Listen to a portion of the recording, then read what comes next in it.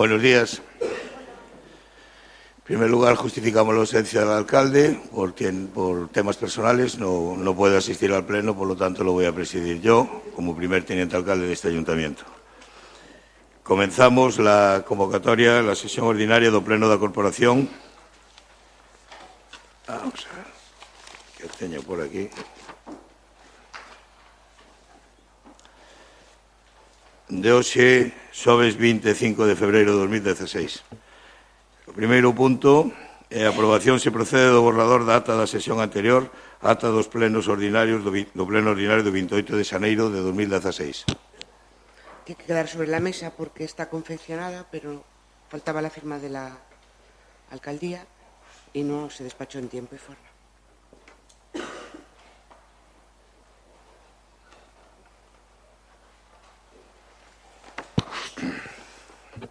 O punto número 2 é dación de conta do informe da Tesoreira e intervención municipal emitido en cumprimento do establecido no artigo 4 da Lei 15/2010 do 5 de xollo de modificación da Lei 13/2004 pola que se establecen medidas de loita contra a morosidade nas operacións comerciais, cuarto trimestre, exercicio 2015.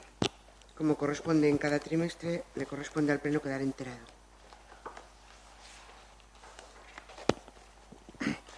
O punto número 3, dación de conta do informe trimestral de execución do orzamento no cuarto trimestre do exercicio 2015 en cumprimento do establecido na orde HP/2015, 2105/2012 do 1 de outubro de desenvolvemento das obrigas de suministro de información prevista na Lei Orgánica 2/2012 de 27 de abril de estabilidade orzamentaria e sostenibilidade financiera. Lo mismo que la anterior, al Pleno le corresponde quedar enterado.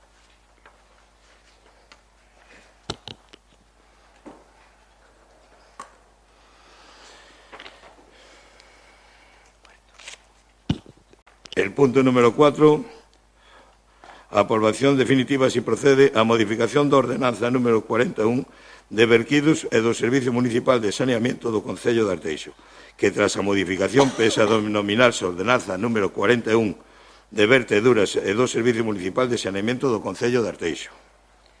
Fue dictaminado en la Comisión Informativa de Asuntos Xerais do Pleno correspondiente al día 22 de febrero y le corresponden al Pleno los siguientes extremos. Primero, prestar aprobación definitiva a la modificación de la ordenanza número 41 del tenor que figura en el orden del día y que consta en acta. Segundo, ordenar la publicación en el Boletín Oficial de la Provincia de La Coruña no tabuleiro de anuncios do Concello del presente acuerdo plenario. Tercero, remitir el acuerdo a la Diputación de La Coruña, a la Xunta de Galicia y a la Subdelegación del Gobierno de La Coruña. Y cuarto, facultar al alcalde tan ampliamente como sea necesario para llevar a puro y debido efecto el presente acuerdo plenario.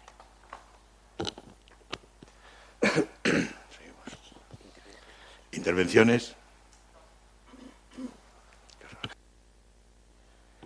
Ben, só comentar que o BNG vai a votar en consecuencia do votado xa no pleno de outubro sobre esta cuestión. Nada máis. Martín. José Ramón.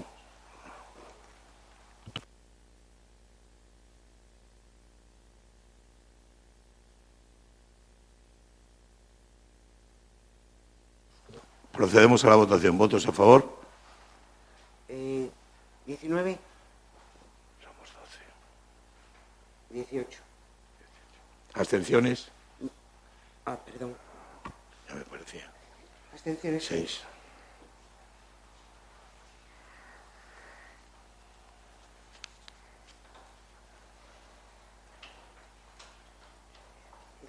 Y 2, 14.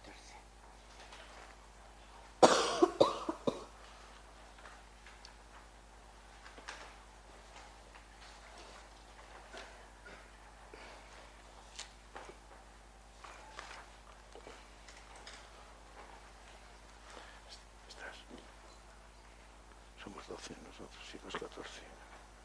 Sí. 2. Vale, perfecto. Sigo. Continúo. Sí. En el punto número 6, el señor López Torres se tiene que ausentar. Por favor. Perdón, falta el 5, sí. Punto número 5. Proposta da Alcaldía de acordo do Pleno da Corporación manifestando a vontade de irmanamento deste Concello con Vilanova de Familisao, Portugal, e constitución do Comité de Irmanamiento. Intervencións? Fue dictaminado en la misma comisión informativa y le corresponden al Pleno los siguientes extremos. Primero, manifestar a vontade de establecer mediante irmandamento institucional lazos de relación e amizade permanente con Vilanova de Familisao, Portugal, en orden a un mejor coñecemento, entendemento, intercambio de experiencias e cooperación mutuas desde a liberdade respecto aos dereitos dos cidadáns e as cidadás. Segundo, constituir o Comité de Irmandamento coa finalidade de programar e coordinar as accións necesarias e que, presidido por esta alcaldía, estará integrado polas seguintes persoas do Concello: don Carlos Calvelo, alcalde presidente; doña María Esther Álvarez, secretaria xeral del Concello; doña Patricia Amado Varela, voy a poner el segundo apellido en el dictamen, concelleira de Promoción e Desenvolvemento; concellero del Grupo Municipal del PSOE, concellero del Grupo Municipal del Bloque Nacionalista Galego y concellero del Grupo Municipal de Terra Galega. Terceiro, comunicar este acordo a Vilanova de Familisao. Sí. Intervenciones. Bo día, gracias. Decir que a información que temos sobre esta proposta que hoxe traen aquí é prácticamente ningunha. Comentouse, se nos dou unha breve explicación do que podería consistir este irmandamento con este Concello de Portugal. Na posterior Comisión de Asuntos de Pleno que tivemos o luns pasado, este grupo fixo dúas preguntas moi concretas.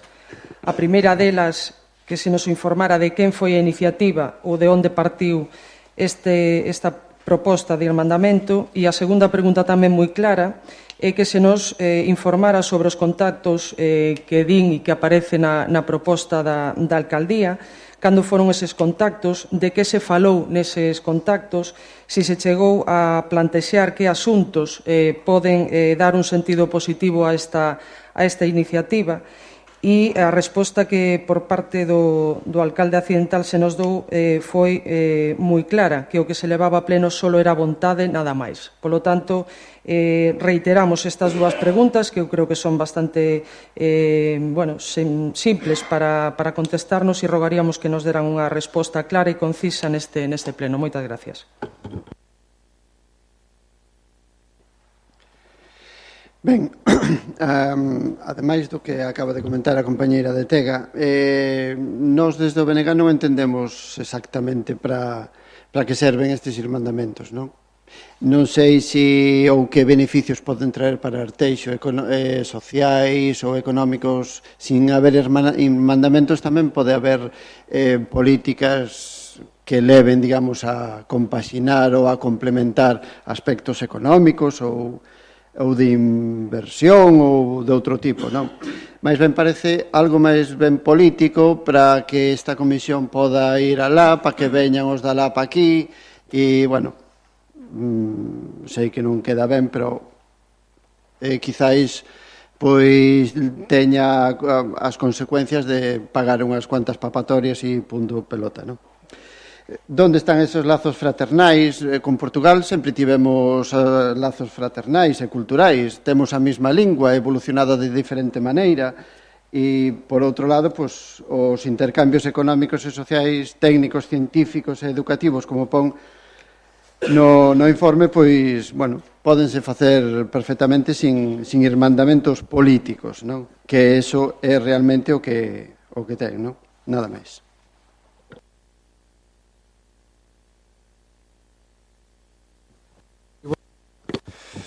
Comezar pedindo unha pronta recuperación do alcalde, mandándolle os nosos mellores desexos para que así sexa. Sobre este tema, hai unha cuestión que nos preocupa. De feito, tanto se solicitou información na Xunta de Portavoces como se volveu a solicitar, como ben decía Charo, na Comisión de Asuntos do Pleno. Este grupo non entende que teña por que ser nada negativo facer este irmandamento. É posible que sexa positivo. É posible que esta vontade de irmandamento teña razóns lóxicas, obxectivas e incluso económicas ou culturais. Pero o que nos gustaría saber é cales son. E o que non é de recibo é encontrarse pois que tanto previamente como nas dúas outras veces que nos vimos non atopar ningún tipo de contestación por parte do Partido Popular. Eso é o que é realmente preocupante porque se ti abres a páxina web de Vilanova de Famalicao atopas cuestións que eles xa plantexan e aquí non nos dades ningún tipo de información porque se abres os medios de comunicación falades de temas de textil, de temas de estudio, de posibilidade de todo eso, e xa levades tempo falando deso, pero a nós non nos dades ningún tipo de información. E o mínimo exixible ante este tipo de cuestións é un pouco de transparencia e un pouco de comunicación cos membros da oposición que o que queremos é colaborar. O Partido Socialista o que quere é colaborar, neste caso.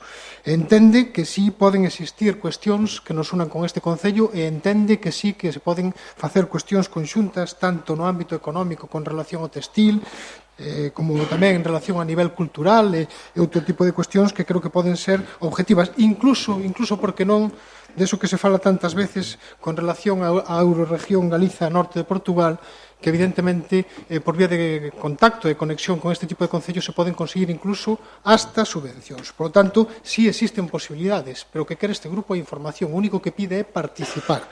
Por lo tanto, o noso grupo estará presente neste comité, estará vigilante. E se lle pide traballo, se lle pide colaboración, dará traballo e colaboración. O que non espera é que sigamos ocultando as cuestións, que non sigamos sendo transparentes e que fagamos as cousas por detrás e non sexamos capaces nin de informar que se fixo nesas reunións previas que vostedes tiveron cos representantes deste Concello portugués. Nada máis, estaremos á espera e tamén vigilaremos, evidentemente, que este irmandamento non sirva única e exclusivamente para ir de paseo, sino para facer cousas. Nada máis. Bos días a todo o mundo.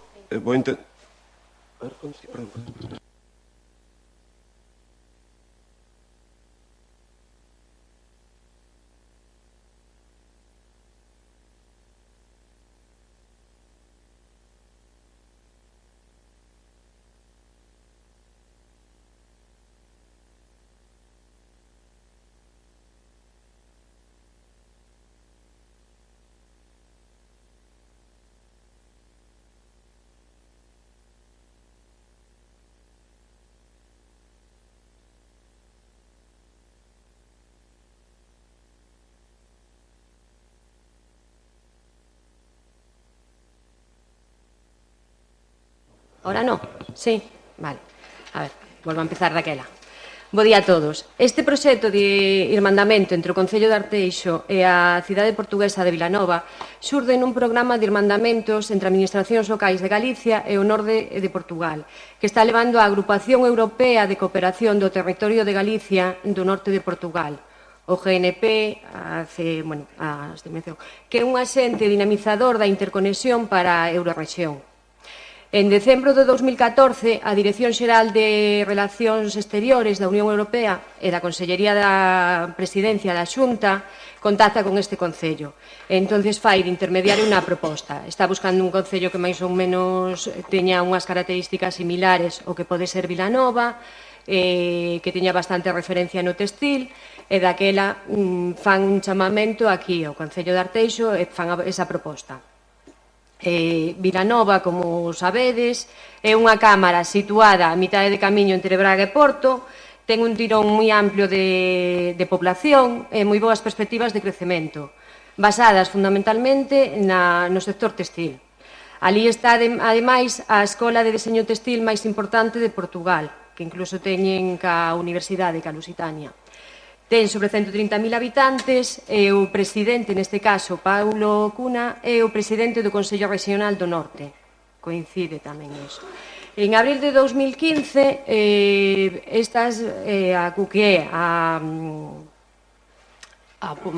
o alcalde máis xente da Cámara de Vilanova visita o noso Concello. Incluín unha visita a Inditex e tamén están no CTA.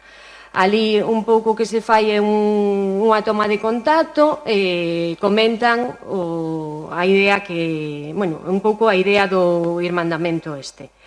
O obxectivo un pouco é darlle continuidade a ese proceso, establecer unha estreita colaboración entre os dous municipios que entendemos que se vai traducir nun beneficio para mellorar tanto a calidade de vida dos nosos veciños e facendo un intercambio tanto de información como de experiencias entre os dous concellos.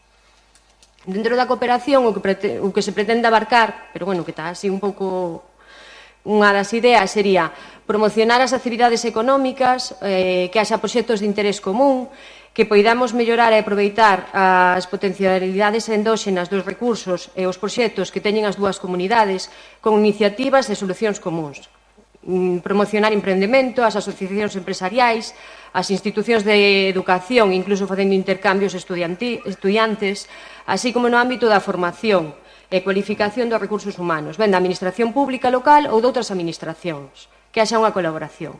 E tamén unha cooperación moi importante na concepción das candidaturas conxuntas aos fondos europeos, incluindo a capacitación tanto técnica dos equipos de promoción e xestión dos programas de cooperación.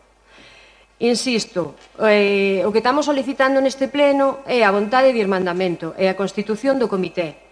E tamén vos pido, neste caso, insisto, en que este formado por todos os grupos da oposición, para que todos poidamos ter achegas a esta iniciativa que eu entendo que vai repercutir dunha forma positiva no Concello. Non hai un custo económico, os desplazamentos que decía Suso, sí, efectivamente, pero tamén hai cousas que se podrían facer con chamadas ou con intercambio de correos. Insisto, desde a Concellería de Promoción Económica temos as portas abertas a todos vós, para que nos poidades facer calquer tipo de achegas, que poidamos debater, e que nós o que se intenta buscar con este mandamento sempre é mellorar o Concello e que poida repercutir positivamente na cidadanía. Nada máis.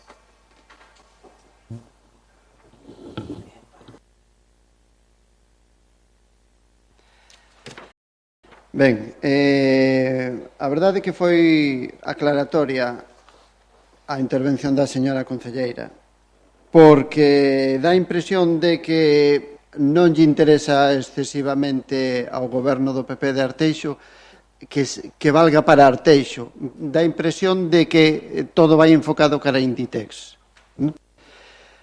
Entón, por un lado, se ve que non lles interesa tampouco informar a oposición de que xa estiveron en Arteixo, ou mellor dito, xa estiveron en Inditex. Por outro lado, non ten moita similitude un concello co outro. Nós temos alrededor dos 30.000, eles 130.000, según os datos da concelleira, o sea que socialmente e económicamente desenvólvense de outra maneira os concellos. Ben, por outro lado, falando dos proxectos europeos, dos que falaba a concelleira, nunha xunta de voceiros do mes de xaneiro, por recordar, falouse de que no mes de febreiro iban poñer, dar e traballar a tope o plan EUS e que iban precisar da participación cidadá, da oposición, para ir todos en bloque, cousa que tampouco se ve onde está o traballado até este momento, non? Por tanto, os proxectos europeos tampouco importan tanto, como di a señora concelleira. Por tanto, creemos que, bueno, que este irmandamento tamén coxea por moitos lados, non? Como dixen antes, pódese facer inversións, pódense facer colaboracións, achegamentos entre concellos, entre gobernos tanto da Xunta como, bueno, das cámaras municipais portuguesas ou dos concellos galegos, neste caso o noso, sin que haxe irmandamentos, porque dá a impresión de que imos escoller ou aprobar digamos, como se di, espera, que non me sale. No, pero o da... Bueno, a relación de concelleiros que van ir ali, ou que eles podan vir aquí para, pois eso, simplemente eles que se acheguen aquí, nós que vayamos ali, pois como dixen antes, pois ir de papatoria pois unhas cuantas veces. Parece que non é outra cousa.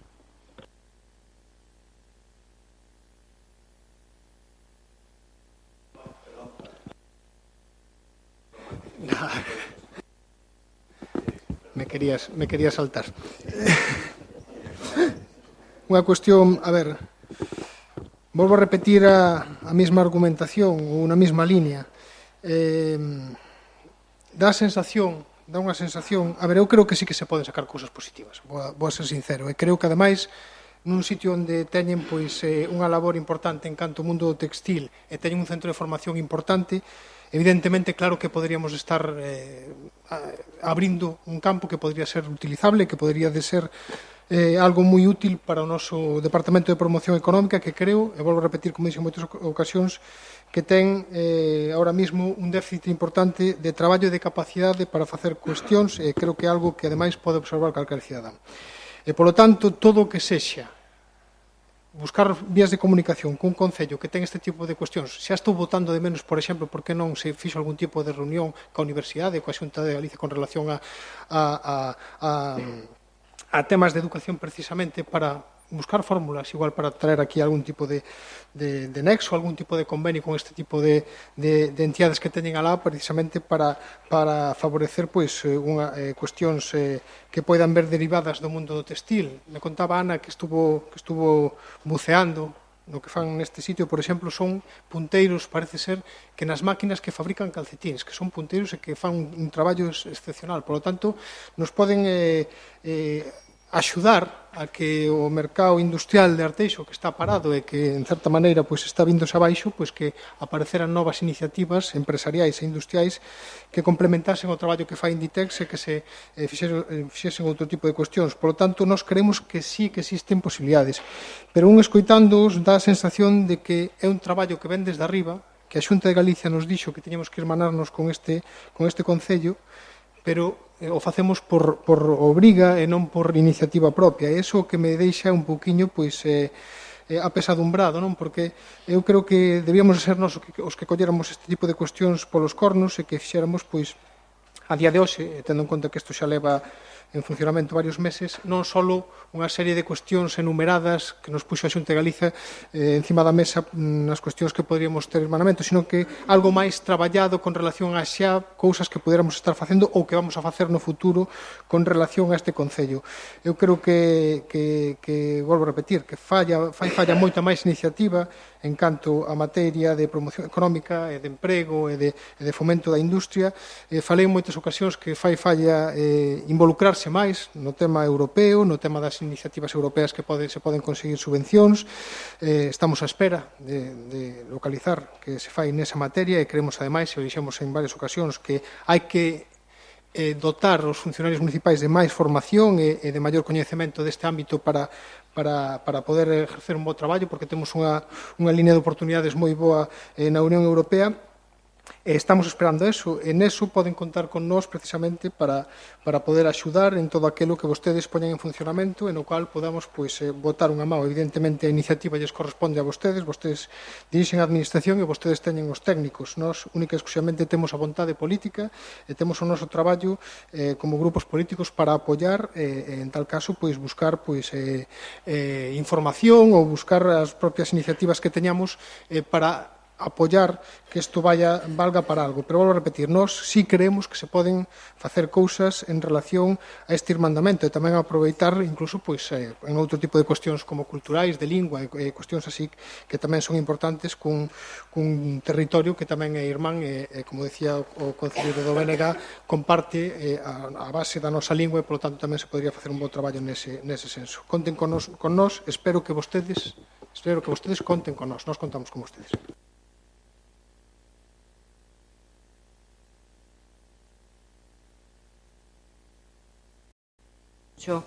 Que realmente era meramente unha visita a Inditex, fago a mención, porque cando vos queredes enterar do que sale en prensa, enteradesvos, e cando non, decides que non o vedes. Hai noticias de prensa, tanto do 7 e do 4 de 2015, donde se falaba desta visita, a idea que había, aí sí que se menciona que hai a visita tamén a Inditex. Por eso eu fago mención.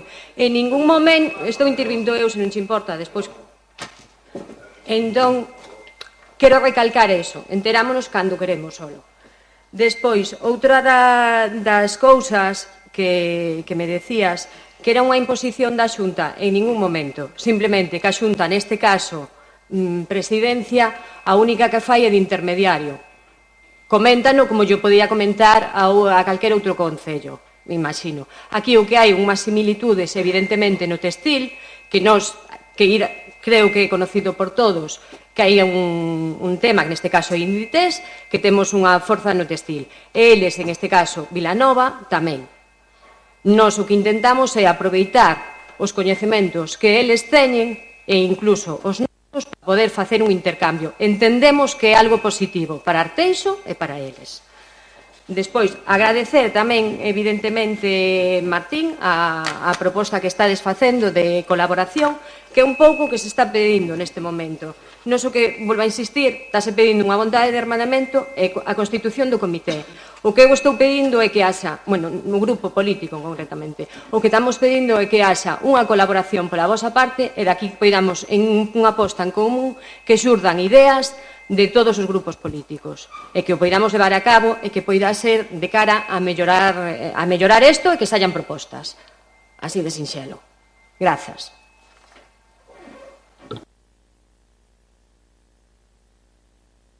Unha cuestión previa. Quedaron en facilitarme el representante del grupo. Sí, ¿alguien declina no formar parte del comité o me lo van a trasladar? Sí, porque creo que hay algo previsto, por lo que me han dicho, pronto.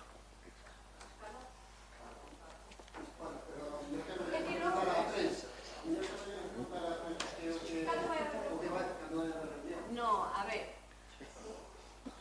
se vos estou dicindo o que quero é que colaboredes, o que se vai a facer é falar con vos. Eu quero saber se en isto chegamos a aprobar, de momento está sin aprobar. Se se aproba, a continuación reunireime con vos e falaremos a do tema. Que máis?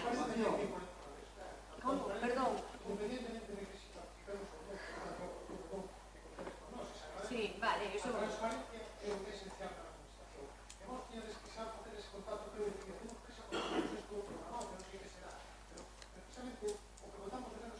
A presencia, a ver, o que vamos a tratar de facer é a posta en común, o que vamos a necesitar é marcar unha data que se vos vai a comunicar para facer a posta en común por ambas partes, que nos levemos unha proposta e que nos poidan facer tamén a súa. Entón, pagamos esa posta en común e saber o que queremos levar a cabo. Ese é a idea. Bien. Nada, yo quiero pedir disculpas de mis fallos cuando con las intervenciones, Martín, sobre todo. Pero, oye, se tiene que comprender que es la primera vez o segunda que presido un pleno. Gracias. Procedemos a la votación, entonces. ¿Votos a favor? 16. Sí. ¿Abstenciones? Perdón. 4 y 16. Sí. ¿Abstenciones? 4.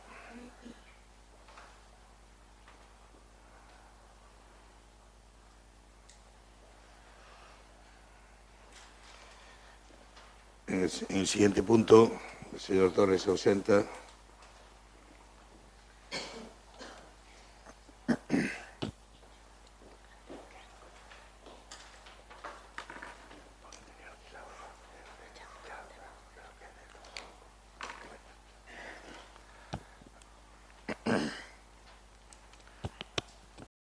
En el punto número 6, sentencia número 66/2016, dictada por la Sala do Contencioso Administrativo, sección segunda, del Tribunal Superior de Justicia de Galicia, número 2016/2385.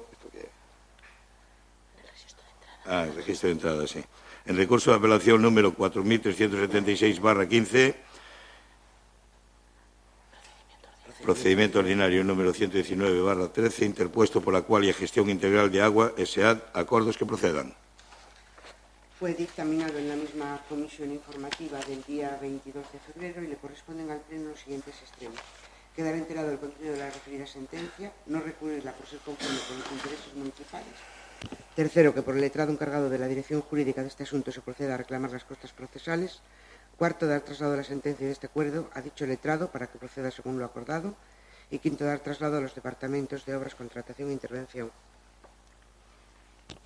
¿Intervenciones? No. Entonces procedemos a la votación. ¿Votos a favor? 19. Unanimidad. No. Una abstención. ¿Abstenciones? Una. Ah, claro. Sí, gracias. Nada.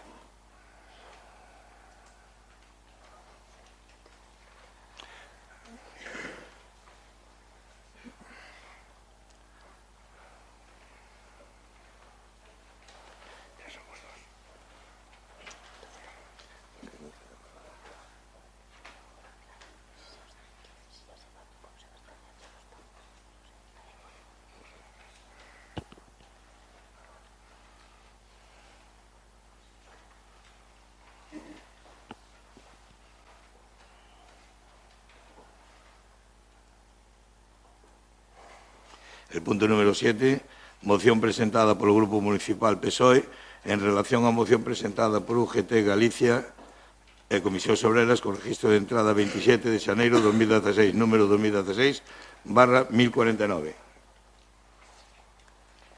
Fue dictaminada en la Comisión de Asuntos del Pleno y que le corresponden al Pleno los siguientes extremos. Desde el Pleno del Concello de Arteixo nos comprometemos a utilizar todos los medios a nuestro alcance para seguir defendiendo el derecho de huelga y el resto de los derechos de los trabajadores y trabajadoras, así como la libertad de expresión de los ciudadanos y ciudadanas. Al mismo tiempo, instamos al Gobierno de España a promover la retirada de todos los cargos contra las personas y sindicalistas, como en el caso de los 8 de Airbus, sean juzgados por este artículo. Adoptar cuantas iniciativas legislativas sean necesarias a fin de corregir esta situación, entre ellas la derogación del artículo 315.3 del Código Penal, en defensa de la propia legitimidad del Estado social y democrático de derecho. Martín primero. ¿Intervenciones? Martín, ¿quieres decir algo? Es que la moción es del PSOE. ¿Quieres presentarla? Sí. Le presento. Ben, bo día a todos e a todas. Como xa fixemos na comisión, pedimos disculpas por non haber traducido a galego. Vou a ler a exposición de motivos da moción en castelán. El ejercicio de derecho a huelga, cuya consideración como derecho fundamental no podemos obviar, ha sido y es ejemplarmente democrático y pacífico durante las más de 3 décadas donde se ha llevado a efecto. En múltiples ocasiones bajo la forma de huelgas generales, sectoriales o de empresa. El reconocimiento de este derecho de los trabajadores y trabajadoras para la defensa de sus intereses no es exclusivo de nuestro ordenamiento jurídico. La Carta de Derechos Fundamentales de la Unión Europea lo incluye expresamente. El Pacto Internacional de Derechos Económicos, Sociales y Culturales de las Naciones Unidas lo garantiza. Y así, múltiples tratados y pactos internacionales reconocen el derecho a la huelga como un derecho fundamental de los trabajadores y trabajadoras y de sus organizaciones. Desde la proclamación de la Constitución española, hemos atravesado ya 3 crisis económicas y duros procesos de reconversión industrial, y el ejercicio de dicho derecho se ha caracterizado por un uso responsable y sin que se hayan derivado actuaciones penales precisamente frente a los que ejercen dicho derecho. La utilización del artículo 315.3 del Código Penal resulta injustificada y desproporcionada, situando el derecho de huelga en el siglo XIX, donde su ejercicio era penado y perseguido. La participación en piquetes informativos es un derecho reconocido en nuestra legislación. No es un delito y la mera identificación de los trabajadores que en él participan no puede suponer el riesgo de la imputación de un delito castigado con penas de prisión. Más de 300 personas han sido encausadas. En numerosos de los casos juzgados solamente se identifica a las personas que se identificaron de motu propio, como en el caso de Airbus.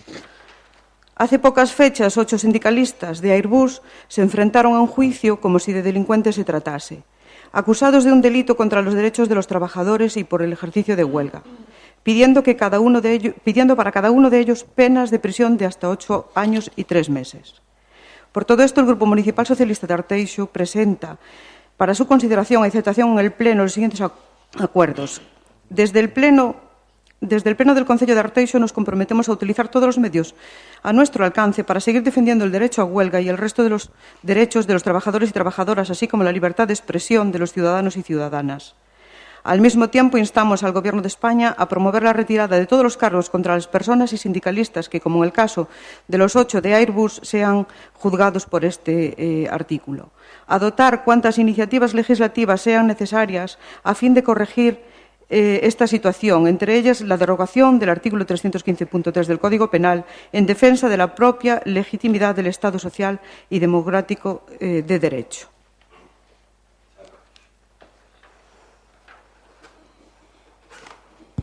Ben, nos imos apoiar esta moción. Decir tamén que é evidente que nos últimos anos hai un ataque sistemático ao sindicalismo e, en especial, cando deciden participar en diferentes folgas ou manifestacións. É certo tamén que este artigo que hoxe se pide trasladar ao Goberno español para que sexa derogado é unha herencia do franquismo que permitía mandar á cárcere os piquetes informativos, pero certo é tamén que hasta que chegou o presidente actual do Goberno prácticamente non se aplicaba. Creemos que agora mesmo hai unha maioría parlamentaria en España contraria ás formas de actuar do Partido Popular e que deberían precisamente promover a derogación deste artigo simplemente basándose no artigo 7 e 28 da Constitución que fai referencia ao dereito de folga, por exemplo. Tamén recolle a moción e estamos totalmente de acordo que non é o caso único dos traballadores de Airbus, que hai outros moitos casos moi similares e que evidentemente son consecuencia do perfecto entendemento que hai entre o Ministerio do Interior coa aplicación da Lei Mordaza e coa participación de algúns membros, e digo algúns membros, non falo de todo o colectivo de corpos e forzas de seguridade que cos atestados que emiten ás veces favorecen precisamente estas situacións. Polo tanto, reiterar que o noso voto vai a ser favorable a esta moción. Moitas gracias.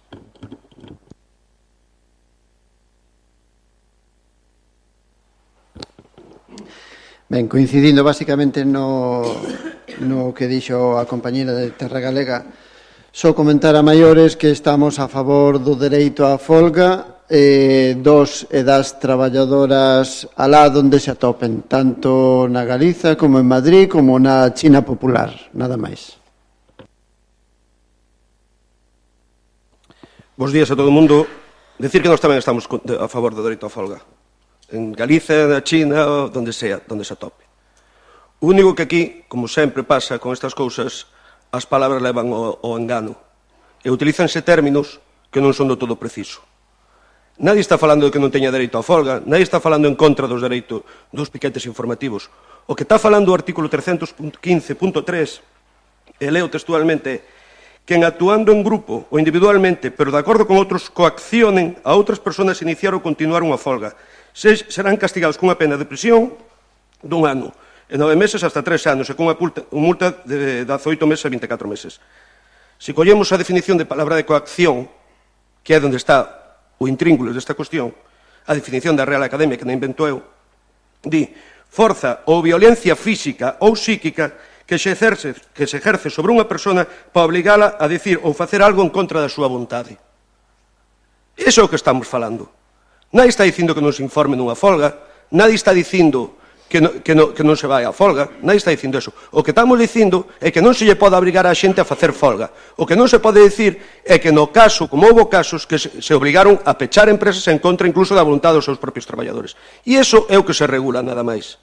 Eu xa sei que o problema é que, ao mellor, certas prácticas sindicais, que non os sindicatos, e matizo ben, certas prácticas sindicais sin isto quedan sin forza. Certa teoría política social, de enfrentamento, a mellor queda sin forza. Unha cousa é ter razón e outra é obligar aos demais a asumir as túas forzas. Eso chámase dictadura. E o que se trata é precisamente de corrixir eso. Nada máis. Moitas gracias.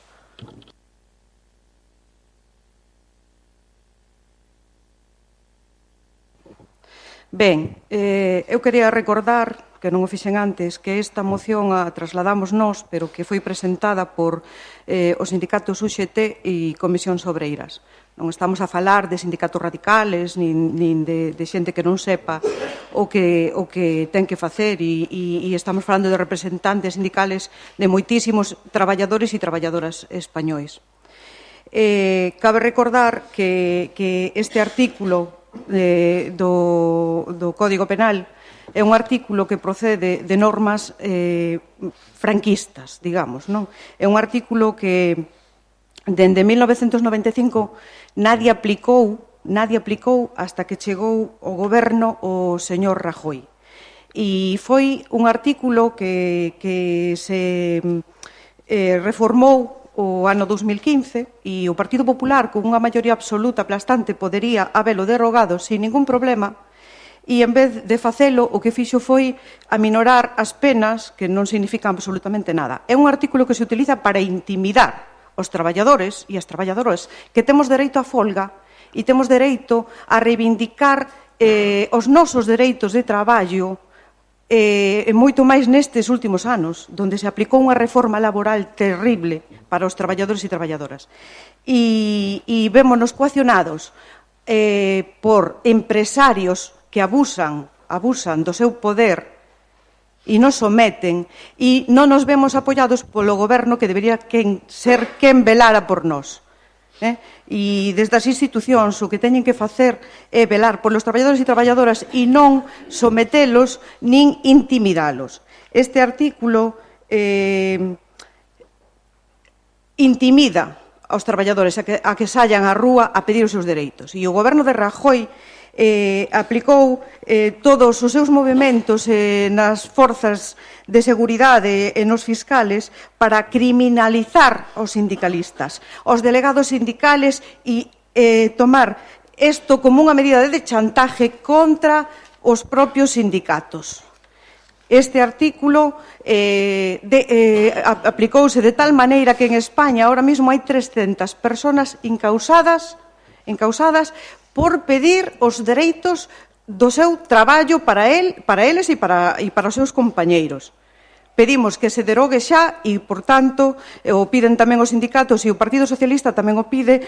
O noso partido presentou xa no mes pasado, no mes de enero, unha proposición non de lei no Parlamento para que de forma urxente se tomen as medidas necesarias para derrogalo e archivar as causas de todas as persoas que están condenadas ou pendentes de xuicio por estas actuacións. Os piquetes sindicales, os piquetes informativos teñen todo o dereito á folga e a non ser criminalizados. Nada máis. Señor Cedeira, por moito que mo diga, non mo creo. Nadie criminaliza os piquetes. O que se criminaliza son accións violentas contra certa xente que non quere facer folga. Non mezclemos. Segundo, pídanlle ao señor Rivera, se chegan ao goberno, que lles faga caso neste artículo, a ver se o fai, A ver se o fai, Porque xa firmaron, eso din ustedes, do dito ao feito, o só leva a firmar moitas cousas pois feitas as que leva feito. Eso xa sabemos de fai moita historia. A historia da democracia en España está feito do que se dicía na oposición e do que se fai no goberno. Eso sabémoslo perfectamente. Estamos dicindo que a postura deste grupo do goberno do Partido Popular é clara e é dereito á folga, totalmente, dereito universal reconocido pola Constitución Española.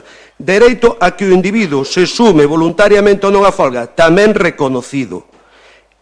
Nunca se poden amparar accións violentas que coaccionen. Volvo a ler a definición, por favor. Forza ou violencia física ou psíquica que se ejerce sobre unha persona. Eso é o que é a palabra coacción. E é o que aparece. E creo que nas leis están moi ben definidas as palabras. Precisamente por eso, porque sean moitos matices. E aquí temos unha secretaria que nos corrixe constantemente ca na tematización das palabras, que utilizamos unhas ou outras.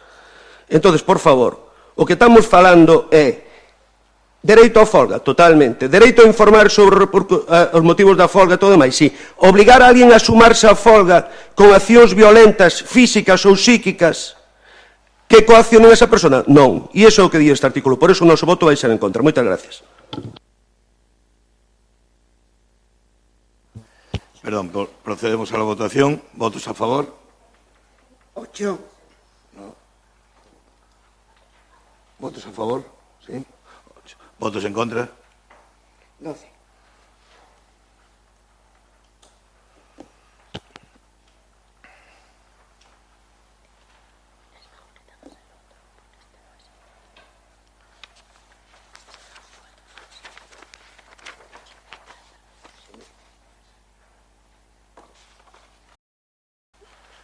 El punto número 8. Moción institucional en apoio á Asociación Galega de Apicultores, a AGA. Fue dictaminada en la misma comisión informativa y le corresponden al Pleno los siguientes extremos. Primeiro, o Concello de Arteixo adírese e fai súas as peticións manifestadas por AGA, Asociación Galega de Apicultores, que se especifican no texto desta moción. Segundo, o Concello de Arteixo dará traslado do presente acordo da Consellería de Medio Rural aos concellos que forman o actual Consorcio das Mariñas e a Deputación da Coruña. Terceiro, o Concello de Arteixo tentará actuar desde o propio Concello. Isto pode levarse a cabo de varios xeitos, reclamando a quen corresponda, Xunta e Deputación principalmente, o envío dos medios materiais e os asesoramentos necesarios para poder dar resposta a este problema. Outra opción que non debemos descartar é que o propio Concello asuma parte dos custes que se deriven destas intervencións. Mais aló dos temas competenciais está o deber de actuar perante unha situación que se presenta preocupante. Cuarto, instar a realización dunha avaliación da extensión da súa presencia e distribución no territorio galego e do eventual impacto na mortalidade de abellas e na desaparición de colmeas. Quinto, establecer, en colaboración cos e coas apicultoras, un plan de actuación para mitigar a súa incidencia no sector apícola e paliar as eventuais perdas, así como o establecemento de medidas para evitar a súa proliferación na liña das recomendadas por expertos, tales como a instalación de trampas de captura, destruir os niños antes da saída das raíñas, eliminación de niños e calquera outra que se considere oportuna, estudando as medidas que se impulsaron noutros lugares nos que tamén se produciu esta problemática, e no que os resultados producidos sexan máis positivos. Intervenciones? ¿No? Suso?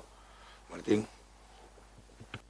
Vamos a deixar pasar unha moción sin tan sequera facer mención a ela máis que os acordos, polo menos para que a xente que está aquí ou poda escoitar o pleno sepa de que va esta moción. É unha moción institucional respecto ao problema que existe ca vespa asiática, para que teñades esa información. Evidentemente pon de manifesto a necesidade de que unha vez por todas a Xunta de Galicia tome medidas con relación a un problema gordo que temos neste país. Aquí mesmo en Arteixo aparecen, non a diario, pero en moitas ocasións, moitos nidos desta avispa asiática que generan moitos problemas, non só a nivel da xente que lle podan picar ou as incomodidades que podan causar, sino tamén a este colectivo que tamén merece unha defensa do seu texido productivo, que son os que se dedican á produción apícola e de mel, e, polo tanto, é lóxico que nós apoyemos esta moción presentada precisamente por este colectivo, non? Os produtores de mel, que están vendo como se ve amenazada pois a súa produción por a aparición sistemática destas nidos de avispas asiáticas que matan e entorpecen a súa produción. Tamén, evidentemente, eu creo que debemos empezar a tomar conciencia non só do que sucede ca avispa asiática, sino con outras cuestións que saliron aquí, como algún outro tipo de cultivos ou de ervas que salen no noso territorio e que a Xunta de Galicia debería de empezar a controlar, porque vamos a perder tamén a nosa xeografía, o noso territorio e as nosas propias plantas e a nosa propia vegetación. Por lo tanto, importante que non nos deixen de lado e que a Xunta de Galicia tome medidas con relación a un tema que creo que debería de salir deles e non de nós buscar as fórmulas de colaboración para eliminalo, nada máis. Simplemente manifestar a adhesión do Grupo do Partido Popular de Arteixo a esta moción e deixar significado que neste momento hai 3 departamentos que están a traballar dentro do Concello contra esta lacra ou esta praga exactamente que temos en riba. O Departamento de Protección Civil, o Departamento de Medio Ambiente e o Departamento de Obras, que estamos a intentar dar o servicio xunto cos medios que pon a Xunta de Galicia, que hai que reconocer que a veces son bastante escasos. Agradecer aos traballadores municipales que están facendo este traballo, a súa labor, e esperamos poder seguir prestando o servicio aos veciños como podemos, cos medios que temos. Moitas gracias.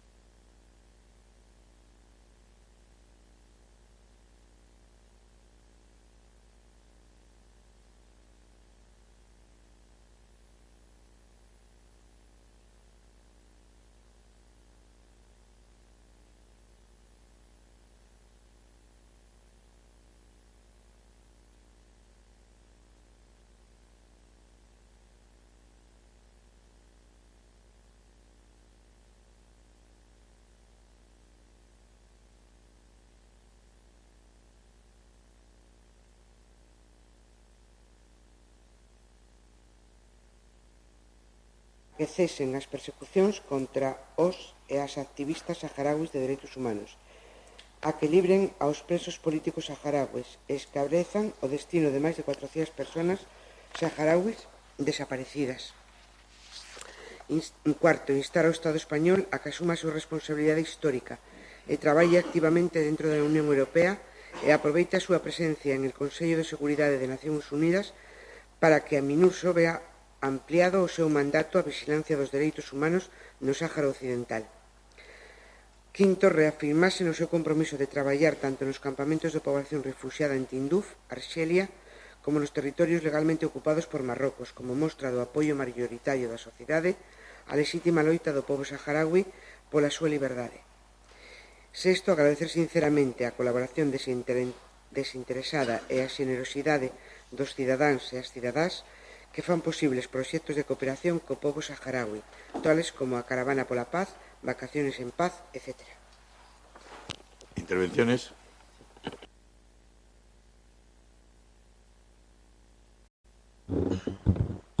Ben, creo que todo o mundo coñece e sabe, basicamente porque o Concello de Arteixo durante moitos anos participou no programa Vacacións en Paz, donde moitas familias de Arteixo acolleron durante os meses de verán a nenos saharauis. Pero, en todo caso, a raíz deste grave problema, creo que todos tamén coñecemos que parte de cando o Sáhara Occidental era unha colonia española, que cando o pobo saharaui se levanta contra esta ocupación, se toma no ano 1974, o noso país promételle ao pobo saharaui un referéndum de autodeterminación, que nunca chega a ser tal porque España traiciona de alguna maneira e permite que Marrocos inicie a ocupación desta forma tan brutal, non? Que leva precisamente a situación actual de opresión e de vulneración dos dereitos máis básicos dunha persoa ou dun ser humano. E cabe recordar tamén, e que pode ser unha forma para xustificar que todos apoyemos esta moción, que hai menos dun ano a propia Audiencia Nacional ten aberto un procedemento penal contra un grupo importante de militares marroquís precisamente por xenocidio, e así o di textualmente a causa, contra o pobo saharaui.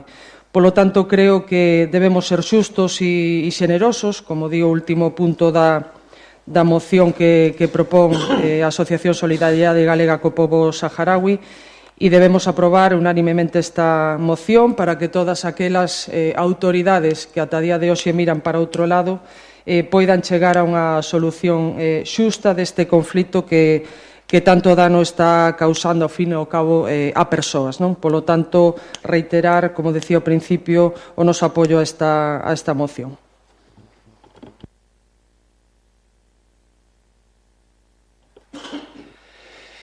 Ben, sabemos que ao longo da historia as fronteiras dos estados móvense, non? Vanse adaptando, digamos, ás circunstancias.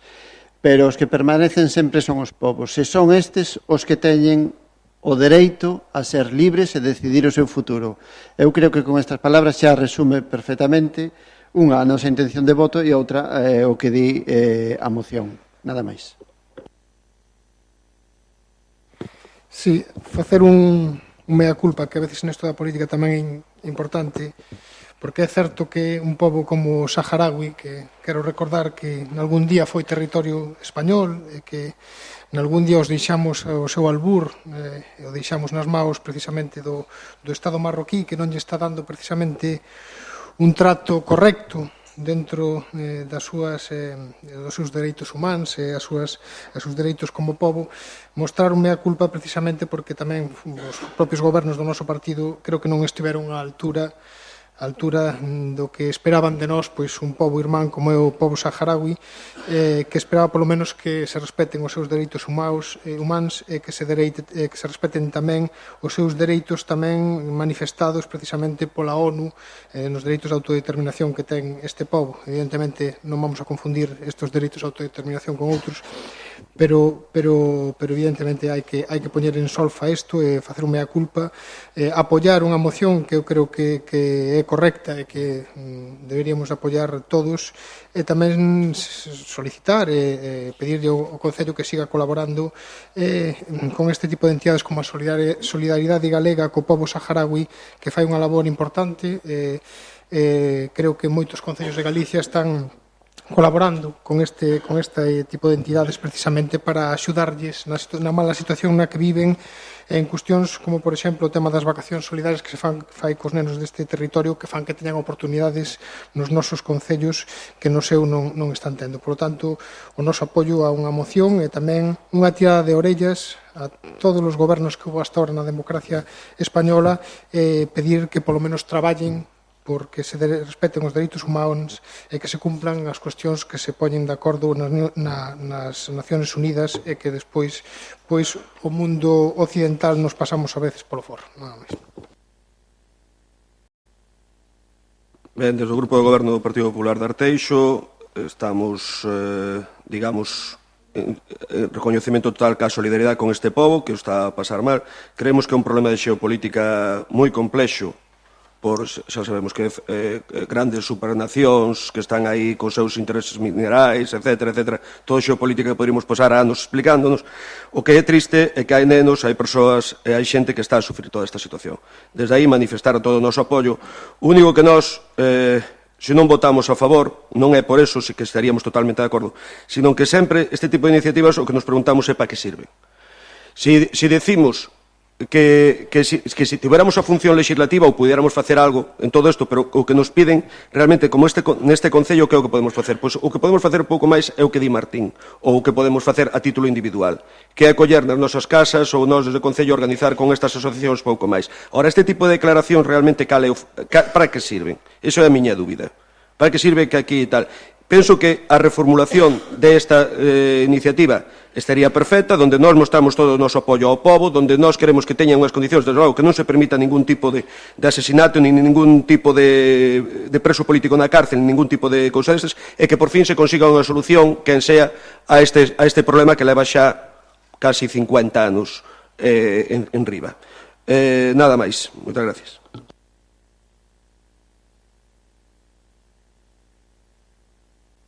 Non sei se entendín ben, non vades apoiar esta moción? Pregunto. Salirá entonces, polo menos polos votos da oposición, salirá adiante unha moción. E non entendo a abstención, José Ramón, non entendo, porque se un lee os acordos, non hai nada nestes acordos que sexa susceptible de ser un ataque directo a Marruecos nin ao pobo marroquí. Eu creo que se lee uns acordos que piden única exclusivamente que cesen os comportamentos que non respetan os dereitos humanos da cidadanía saharaui e pide que se cumplan o que xa está acordado pola ONU e, polo tanto, o único que podría ser algo máis problemático é pedirlle unha vez máis ou manifestar unha vez máis o dereito de autodeterminación que legalmente existe ao pobo saharaui, pero é algo que xa está máis que tocado, é algo máis que se sabe que está aprobado pola ONU, e o resto son todo medidas ou se instan a medidas de apoio precisamente a que este pobo non reciba un trato bestial por parte do goberno marroquí, e ao final incluso chega ao último punto que eu creo que hasta debería de ser un orgullo, non? Que é agradecer sinceramente a nosa colaboración de concellos como nós ou de outros que fan posibles proxectos de cooperación co pobo saharaui como a Caravana pola Paz, as vacaciones en paz e cuestións que leva a cabo e que todos podemos observar, porque seguro que todos os cidadanos de Arteixo coñecen algunha familia que tuvo a saharauis na súa casa e a oportunidade que lle deron a certos nenos e o que avanzaron nos meses que estiveron nos nosos concellos. Supoño que todos os coñecemos. E, polo tanto, non é só, ás veces, a política, non é só geopolítica e evadirse dos problemas, é tamén asumilos e dar posición precisamente sobre os problemas para que os nosos representantes máis arriba nos escoiten. Este tipo de asociacións que traballan a fondo, e eu teño o gusto de coñecer a xente que traballa nesta asociación, agradece moito agradece moito que as entidades locais lle demos un apoio que precisamente non atopan noutros lugares. Por tanto, ainda que sexa só por eso, por agradecerlle o traballo que fan precisamente para que eses nenos veñan aquí e teñan unha vida máis digna, creo que simplemente por eso merece a pena aprobar unha moción como esta.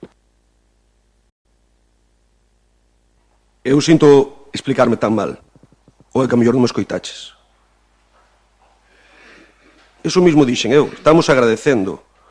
O único que estou dicindo é que a propia moción é vacío de contenido. Como pode o goberno do Concello, o pleno do Concello Popular, do Concello de Arteixo, instar ao goberno de España, instar. Estou dicindo, manifestamos toda a nosa solidaridade co povo. Intentaremos axudar tanto institucional como personalmente con esta asociación o que sea posible.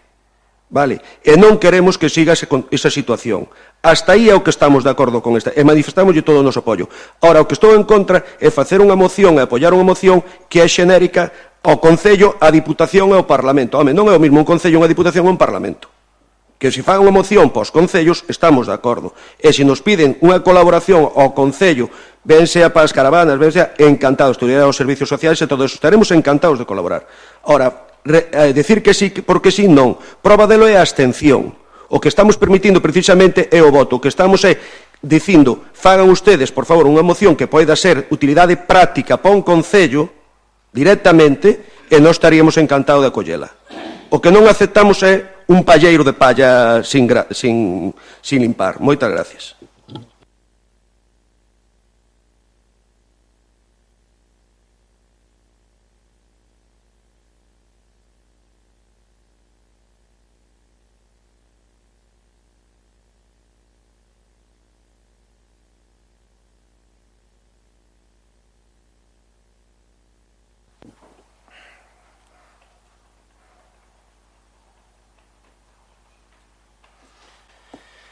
El punto número 10, moción institucional relativa ao Día de Rosalía Castro, promovida pola Asociación de Escritoras e Escritores en Lingua Galega.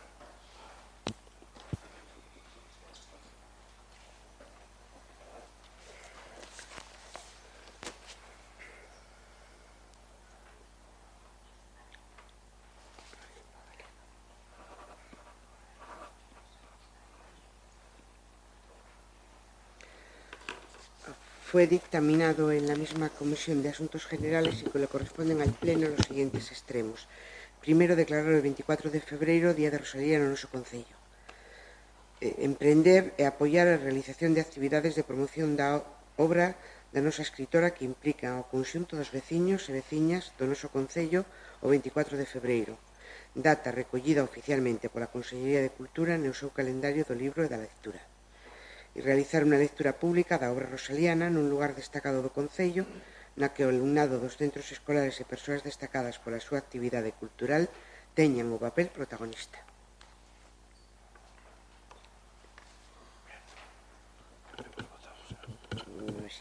¿Hay alguna intervención?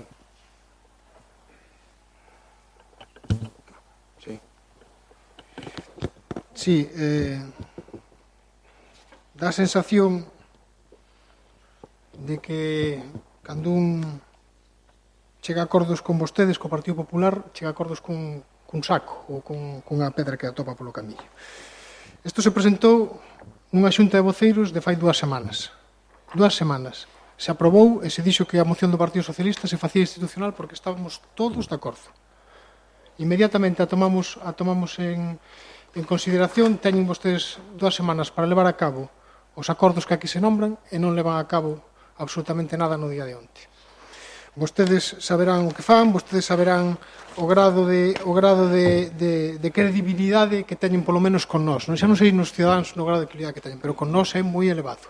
Moi elevado cando somos incapaces de levar a cabo a realizar unha lectura pública obra rosaliana ou emprender ou apoiar a realización de actividades neste día. Nada, absolutamente nada de nada. E eu, de verdade, Non digo que no Departamento de Cultura non haxa cousas programadas con relación a Rosalía de Castro que se fagan nas vindeiras datas, non digo que non haxan os técnicos que traballan a fondo nos temas, pero política cero. Non hai ningún tipo de política, ningún tipo de dirección política no Departamento de Cultura. Se non estábamos ben antes, estamos moito peor agora. E pasa algo parecido no outro tipo de departamentos. Tomen en consideración algo importante que é a cultura. A cultura non só son festas e carpas, a cultura son este tipo de cuestións, nada máis.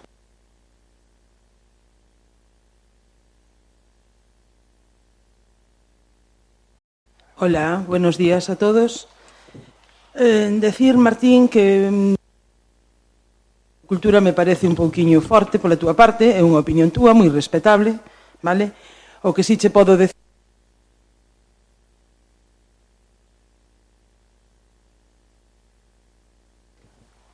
normativos non solamente o día 24, o día de Rosalía, sino tamén o día 21, o domingo, que foi o Día Internacional da Lengua Nai.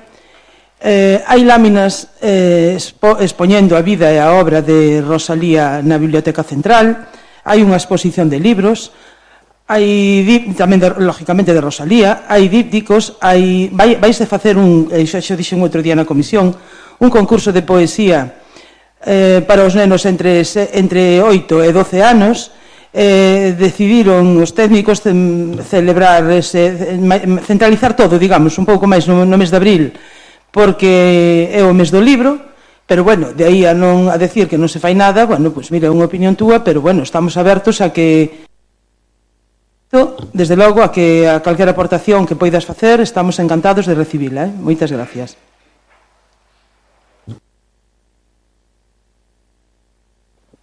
Non vou a entrar no debate de se os técnicos fan ou non o seu traballo, que volvo a repetir, que o fan, e o fan o mellor que poden e saben.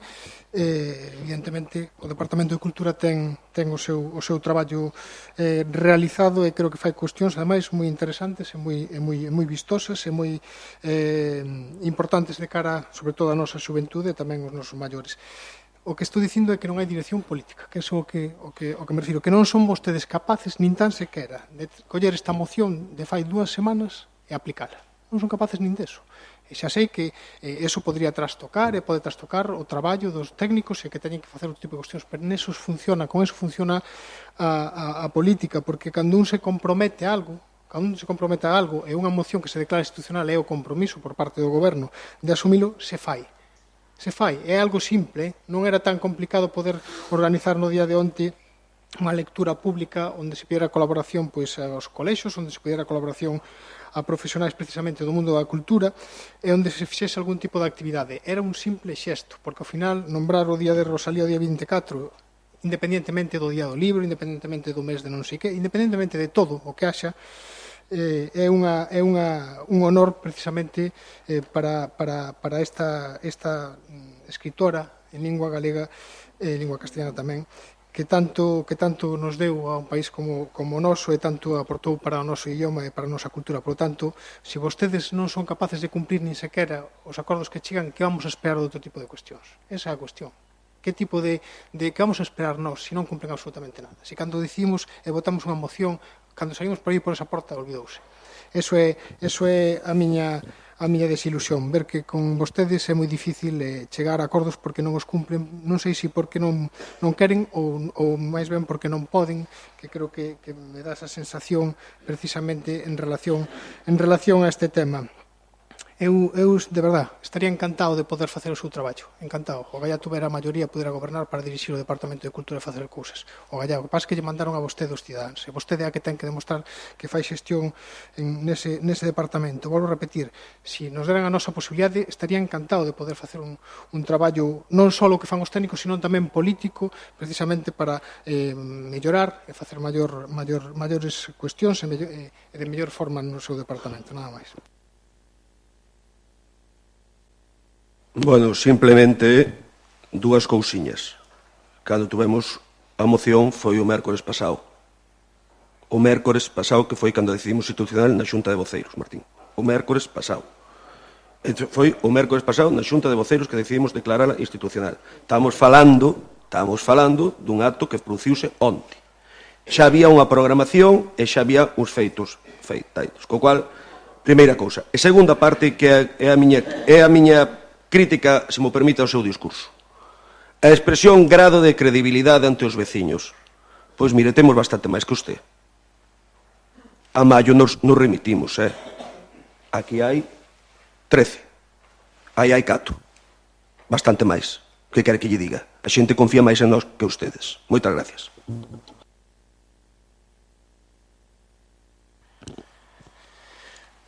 Bueno, procedemos a la votación. ¿Votos a favor? Unanimidad. Sí. En fin.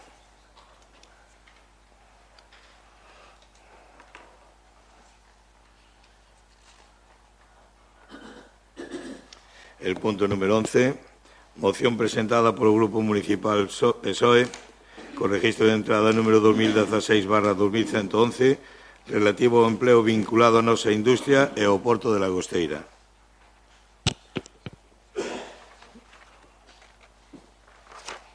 Fue dictaminado en la misma comisión y corresponden al Pleno los siguientes acuerdos. Instar al Gobierno local a abrir una comisión de trabajo para reformar las ordenanzas fiscales e impulsar una política fiscal como acicate para el desarrollo de proyectos vinculados al ámbito portuario, bonificaciones, fondos económicos específicos.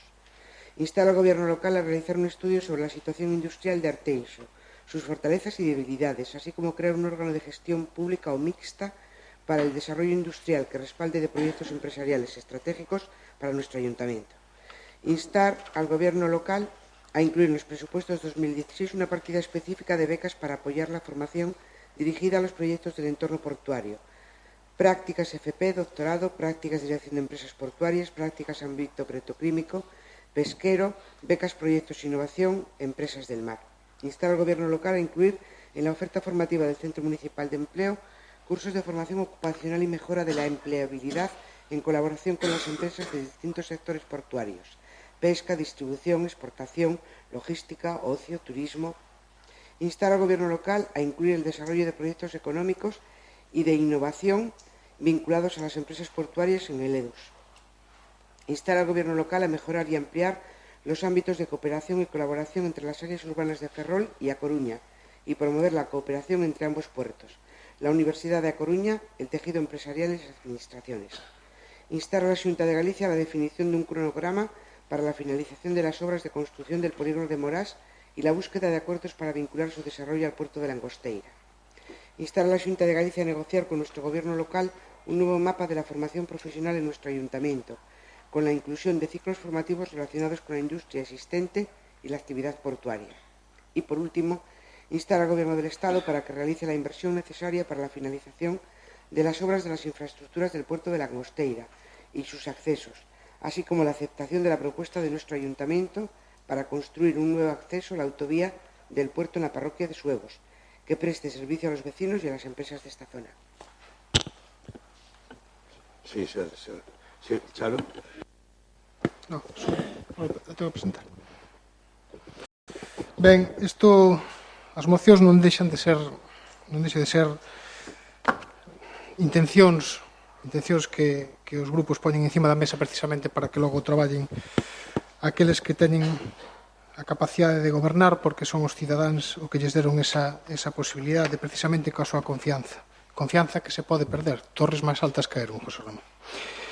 Por lo tanto, a nosa é unha iniciativa que creo que é interesante, que é buscar fontes de vincular o emprego ao Porto de Langosteira e precisamente nesa línea buscar fórmulas de colaboración cas entidades sociais, ca universidade, co Porto de Ferrol tamén, con iniciativas que tamén teñan que ver coa Unión Europea precisamente para que o noso futuro sexa mellor e, sobre todo, sexa mellor o futuro daqueles que viven na nosa zona, tanto en servicios como en algo esencial no que patinamos, que é o emprego dos nosos cidadáns, en moitos casos dos nosos rapaces que teñen que marchar ao exterior a buscar o que non se lles dá nun sitio onde hai tanta riqueza e non chega aos nosos cidadáns. A exposición de motivos dice así: el contexto actual de la crisis ha dejado en Galicia, como en el resto de España, un panorama desolador. A los recortes de servicios públicos impuestos por las recetas económicas de la derecha se ha sumado la pérdida de los derechos de los trabajadores y trabajadoras y la consagración de un mercado laboral precario. Hoy trabajar no garantiza un salario digno y la llamada flexibilidad en la contratación ha supuesto, en realidad, facilidades máximas para el despido, con lo que supone de presente difícil y futuro incierto para trabajadores y familias. En Galicia, esta situación se sumó al envejecimiento poblacional y a la pérdida de tejido industrial que ha venido sufriendo la comunidad desde hace años. El resultado ha sido la falta de oportunidades para varias generaciones de jóvenes que se han visto abocados a la búsqueda de una salida profesional en la emigración. Ni siquiera la existencia de 3 universidades con titulaciones de elevada cualificación y enormemente apreciadas en el mercado laboral han impedido este éxodo. Las cifras de los miles de personas que han salido de Galicia en los últimos 4 años señalan el momento como un nuevo periodo negro para la ya larga historia de emigración de nuestro país. Frente a esta situación es evidente la atonía y el desinterés de las instituciones, al menos de la mayoría de ellas. La Xunta de Galicia ha mirado una y otra vez para otro lado ante la descapitalización técnica e industrial de nuestra comunidad, mientras continúa la dejadez del Gobierno del PP respecto a consolidar las inversiones comprometidas para Galicia.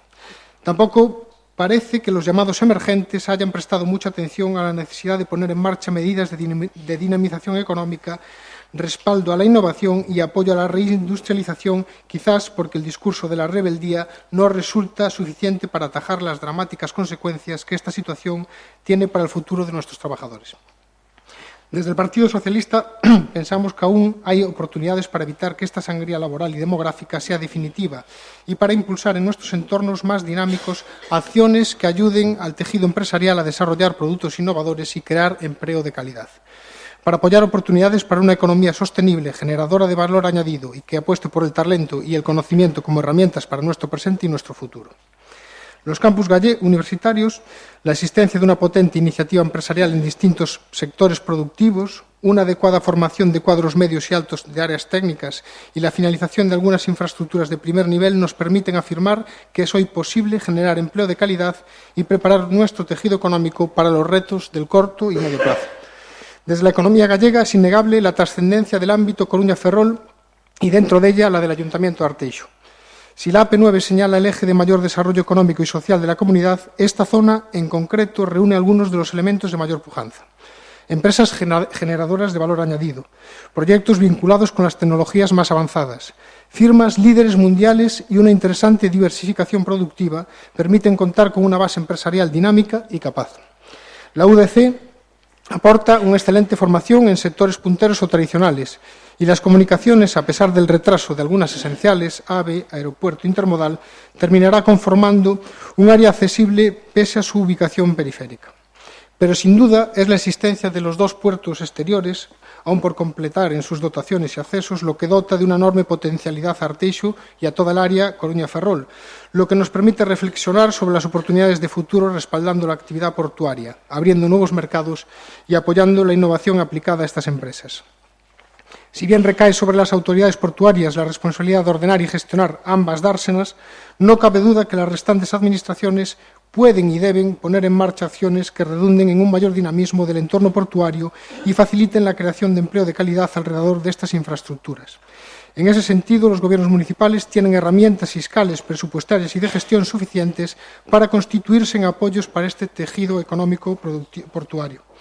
Hoy ponemos encima de la mesa algunas medidas que solo dependen de voluntad políticas de los gobiernos locales, medidas dirigidas a mejorar la empleabilidad de nuestros jóvenes, a reducir el paro en los entornos urbanos, a promover un desarrollo internacional de nuestras firmas, a favorecer la cooperación entre instituciones y entre el ámbito privado y el sector público, y a promocionar nuestras áreas como entornos confiables para invertir. De ahí los acuerdos que antes leyó la secretaria municipal y volver a poner de manifiesto eso, la gran oportunidad que tenemos de ponernos de acuerdo con ayuntamientos como A Coruña, como ayuntamientos como Ferrol, como ayuntamientos como todos los que están en el entorno portuario del área Coruña-Ferrol, precisamente para desarrollar algo que es lo que seguramente está faltando, que es iniciativa política para que se genere empleo industrial y empleo, sobre todo, de calidad. Porque al final tenemos que elegir qué tipo de empleo tenemos y es una pena que no estemos defendiendo y teniendo iniciativa industrial precisamente para proporcionar mayor empleo de calidad, porque al final uno de los mayores fuentes de empleo de calidad es el industrial. Solo tenemos que ver quiénes tienen mejores salarios, quiénes tienen mejores condiciones laborales y miremos a nuestra industria. Probablemente sean las empresas que mejor calidad de empleo están dando. Por lo tanto, promocionemos y potenciemos eso en un ayuntamiento como el nuestro, que tiene muchísimas posibilidades y solo consiste en buscarlas y tener iniciativa política. Nada más.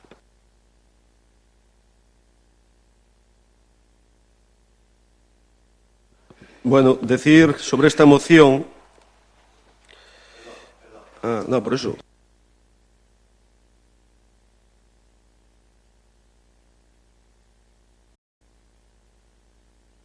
Bueno, é que cada punto ten o seu percurso, non? E creo que a moción a presentou o PSOE, ten dereito a lela, a defendela primeiro de que falemos nós, non?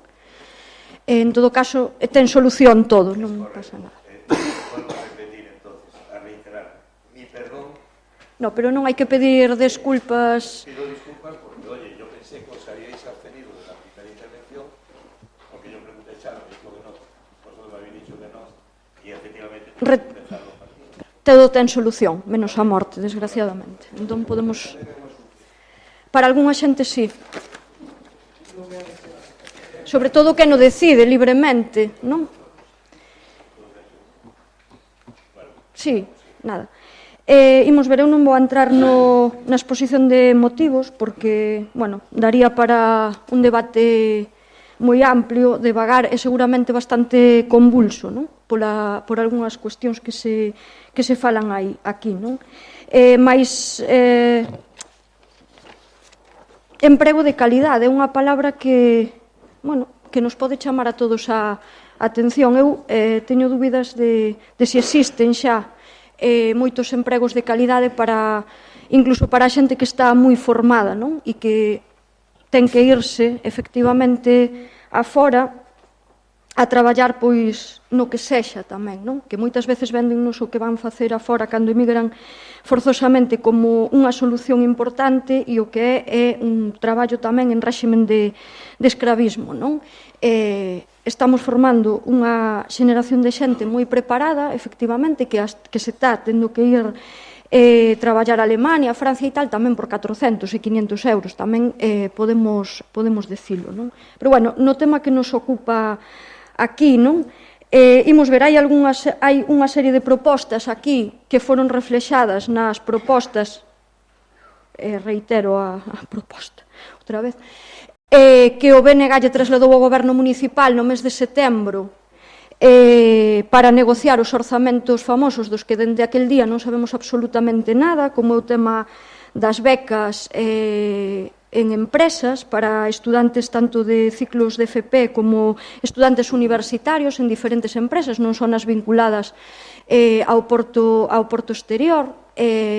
Hai outro tipo de propostas tamén que xa se reiteraron tamén en alegacións aos orzamentos da Xunta, como o incremento dos ciclos formativos, por certo, dos que leva falado o BNG durante moitísimos anos. Temos unha oferta de ciclos formativos para a población que temos e para o importante que é o Concello e a industria tamén, e o peso que ten aquí aínda o sector industrial, pois bastante ridícula.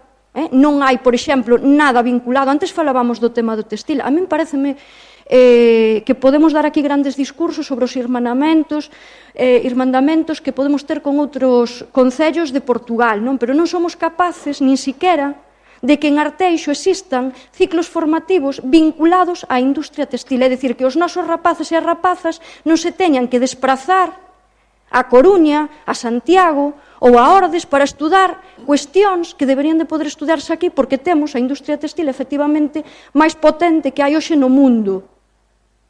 Porque xa non falo do territorio español, falo do mundo, non? E, por outro lado, eu creo que esa é unha reflexión tamén que nos deberíamos de facer, se non debemos poñer a administración, ocupar a administración local en ese tipo de cuestións de diario, que son importantísimas para a xente, non burocratizala en buscar, moitas veces entelequias, de cooperación con outros lugares que xa están e xa se poden facer, sin estar con comisións de aquí e comisións de aló. É dicir, por que non reclamamos de verdade, efectivamente, que se amplíe esa oferta de ciclos formativos dirixidos precisamente á industria textil ou á petroquímica incluso? Non? Porque tamén temos varias empresas bastante potentes, non? No noso término municipal. Simplemente quería apuntar esas dúas cuestións porque foron como propostas a eses orzamentos, propostas que fixo Venegadas que aínda non sabemos absolutamente nada no mes de febreiro, non? E presentáronse en setembro, non? Bueno, eu creo que estamos basicamente todos de acordo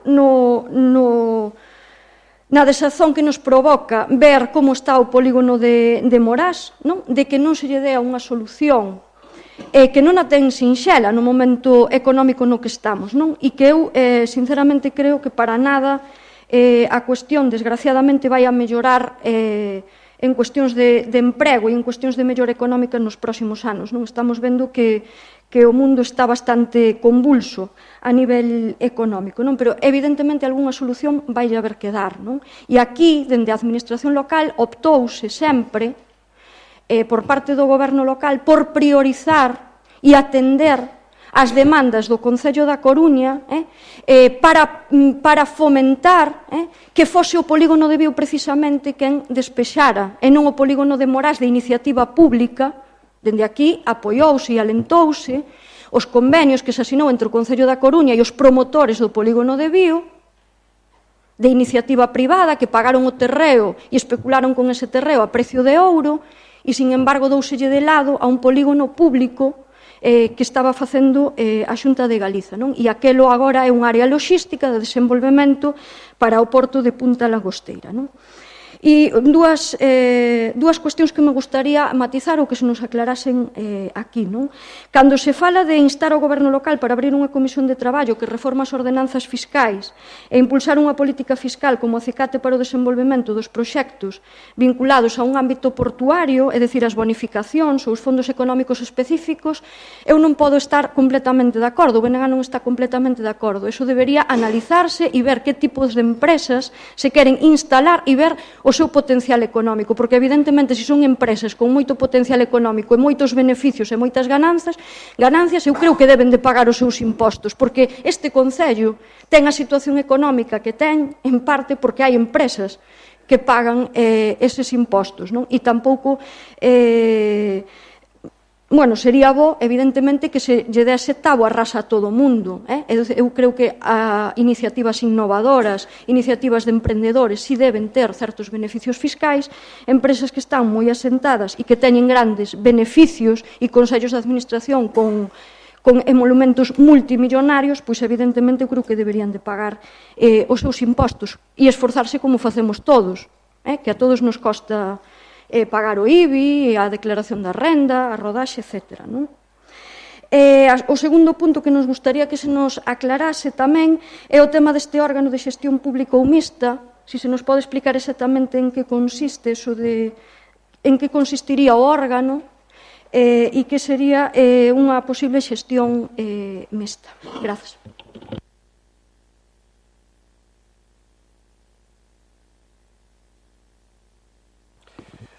Empezaba antes a miña intervención primeiro con un chascarrillo.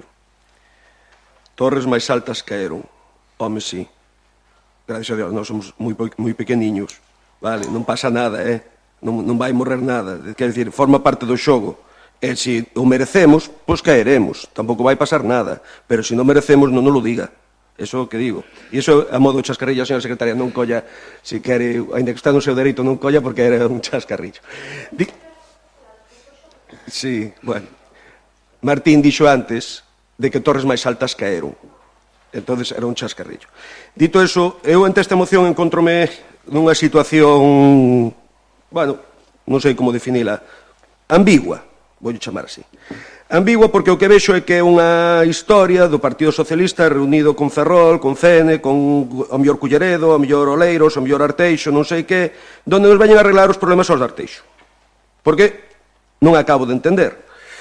Eso por un lado, porque toda esa exposición de motivos previa é unha carga de política ideolóxica do PSOE, donde se está atacando cousas que nós non estamos de acordo. É dicir, se se quixera chegar a unha moción sobre o empleo vinculado a nosa industria, ao Porto de Lagosteira, pois poderíase chegar, pero non faría falta toda esta exposición de motivos previa, que eu creo que é partidaria e sesgada.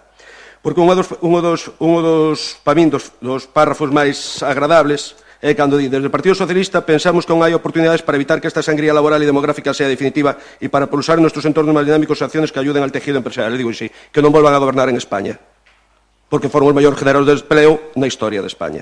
Entón, ese eu estou de acordo. Falando deso, eu digo, é que eu vexo o traballo dos meus compañeros durante 4 anos. Este foi o traballo que fixemos durante os 4 anos pasados. Mais ou menos.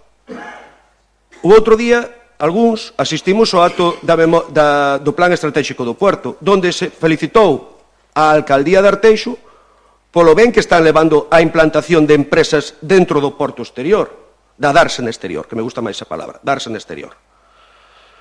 Felicitouse públicamente, e nadie os atreve a negalo. Somos referente na colaboración con outras institucións para a implantación de empresas. Podemos dicir, Martín, estabas alí, perdona, eu non dicía que estabas alí, e díxose públicamente, e ninguén o negou. Perdona, ninguén o negou. Entón, temos unhas bonificacións e temos unha taxa de impostos que o meu compañeiro Baldomero están actualizadas. Non facemos como outros gobernos da Coruña, onde están apoiados polo Partido Socialista, que lle suben os impostos ás empresas do Puerto, por exemplo, É dicir, por exemplo, é contradictorio que o Partido Socialista na área este reclamando un réxime beneficioso económico para as empresas do Porto e, en cambio, na Coruña este sostendo un goberno da Marea onde suben os puertos. Pero, bueno, eso é un problema da Coruña. Eu estou falando de contradicións do Partido Socialista. Instaron o goberno local a realizar un estudio sobre a situación industrial de Arteixo. Xo fixemos, hombre. Xo fixemos. Estuvemos cos empresarios, vimos as necesidades. Houve unha cousa o ano pasado que un programa de subvención que se fixo, que se revisou por todas as empresas, con todas as debilidades do sector estratégico, con todas as potencialidades, falouse porta por porta con todos os empresarios, demandouse, e iso cunha doble vertiente, tanto para o emprego actual como para as demandas. A única cousa que temos pendiente, Martín, de toda esta relación que eu vexo aquí, é que sí, temos que reconocer que é a gran problema que temos neste momento, estou de acordo tamén con Silvia, é no desenrolo dos ciclos formativos. Sí. Estamos traballando con eso coa Consellería para movelo. No pleno pasado, falábamos, creo recordar, sobre a necesidade de un novo centro e do tipo de xente que, as cidades que debían de ter un novo centro, máis os novos. Xa a Consellería de Educación ten estudiado o tema. E estamos traballando nesa liña. Que é lenta, sí, que tiña que producirse tamén. Que podíamos estar entre todos a Xunta que se faga dunha forma efectiva xa? Pois sí, estaríamos todos de acordo, non temos ningún problema. Porque realmente é unha pena que se poida producir traballo que os nosos rapaces, por falta de cualificación, non poida facer. Falo das vindeiras xeneracións. Estase facendo cursos, neste momento, xa para o traballo do puerto. Estase facendo carretillero, estase facendo logística, e vaise facer estibador.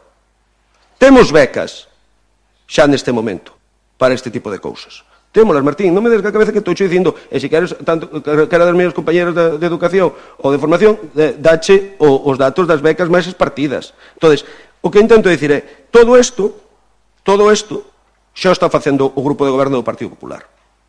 E é polo que nós manifestamos a nosa opinión en contra. Moitas gracias.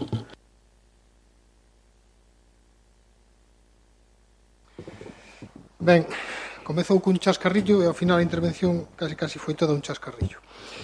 Porque, vamos a ver, se vostede di que está de acordo, que non está de acordo na exposición de motivos, pero que, de certa maneira, está de acordo cos acordos que se incluen dentro desta moción, me imagino que vostede saberá, e senón a secretaria informará que ao final o que se vota son os acordos e, polo tanto, é o que realmente ten importancia. O resto é simplemente unha carga evidentemente ideolóxica e de contido que hai que darlle a un problema tan grande como ten o paro. Vostede se van a gloria do bo traballo que fan vostedes en relación a este tema en Arteixo.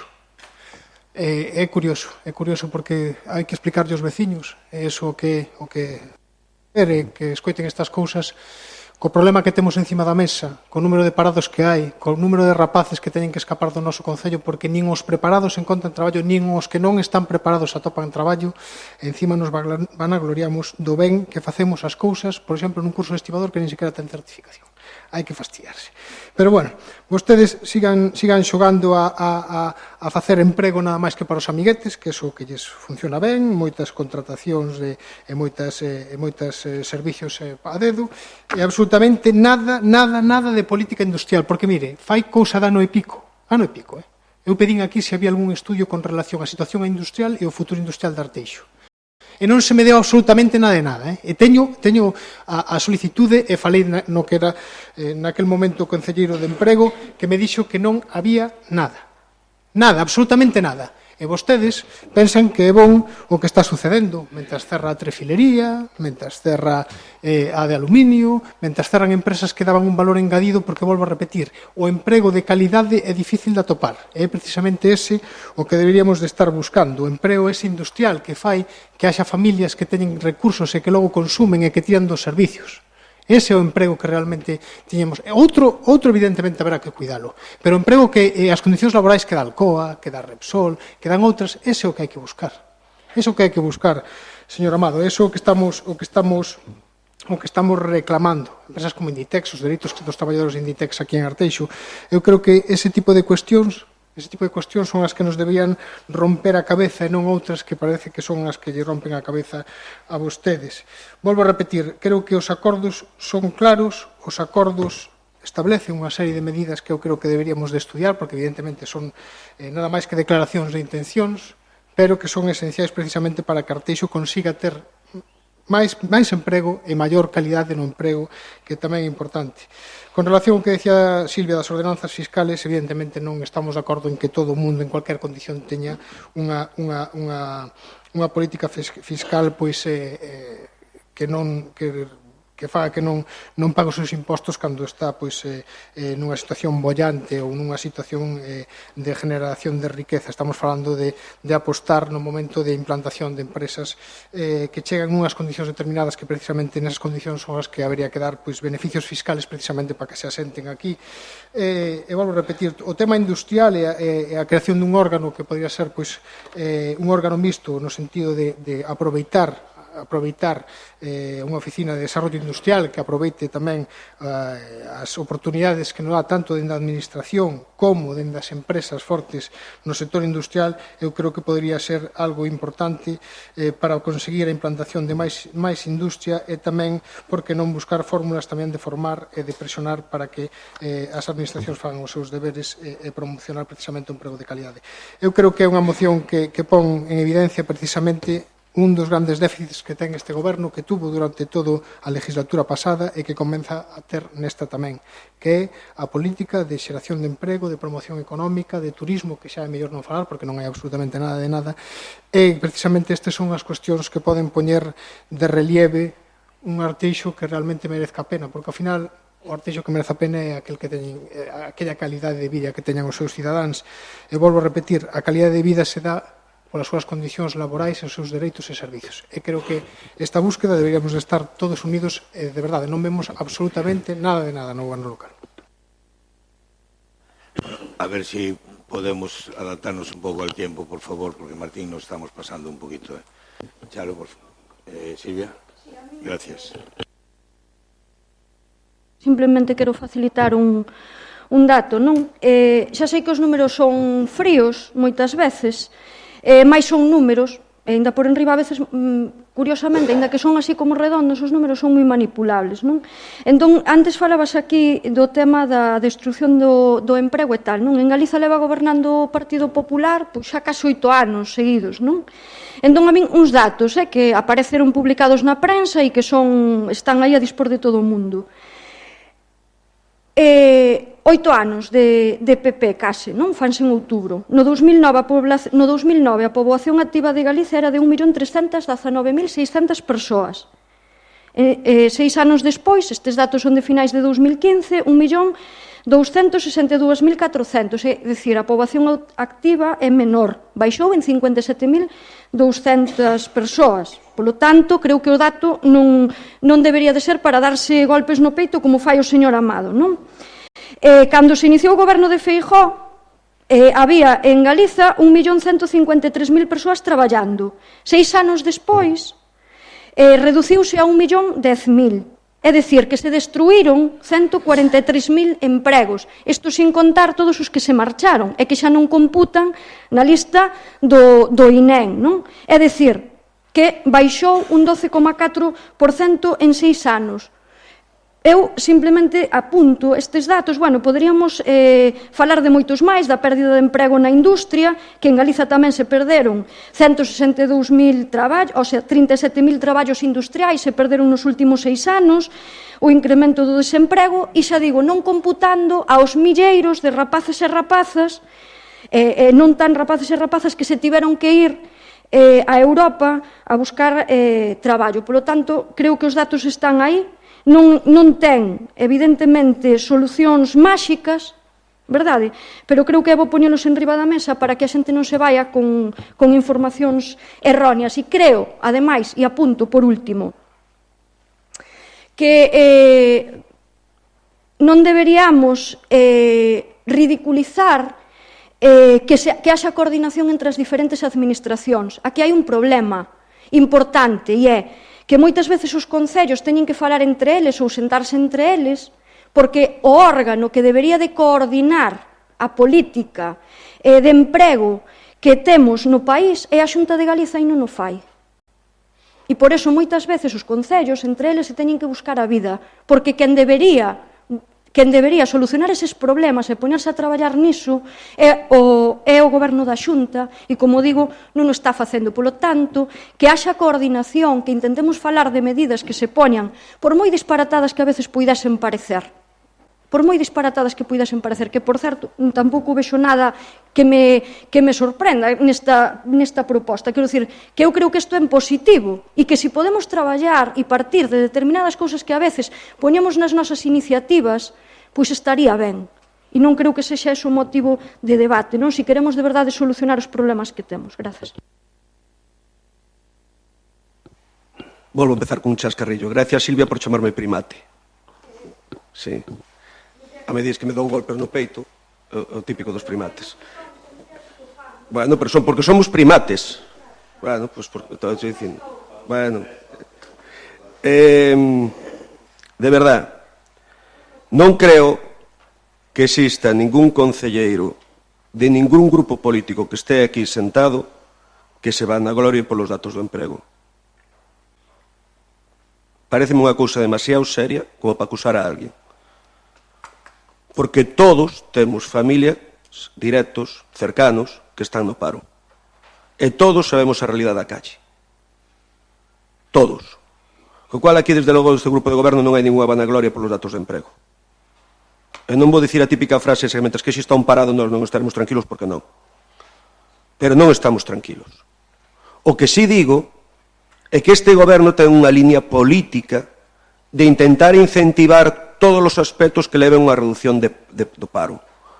E unha delas é a autoridade portuaria a dársena do porto exterior, donde estamos intentando, tanto institucionalmente como é a facilitación de licencias para a implantación das empresas, a agilización dos trámites burocráticos, como é os cursos de formación dos parados, como é a previsión das futuras demandas de emprego ou de formación que poden facer falta para esas empresas. Estamos en diálogo permanente, tanto cas empresas como cas institucións. Celina, cal era o curso máis demandado?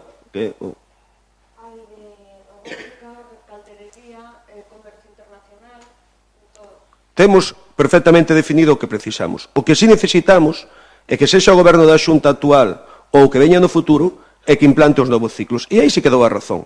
Evidentemente, o futuro está na formación, e na formación dos rapaces, para evitar toda esa sangría.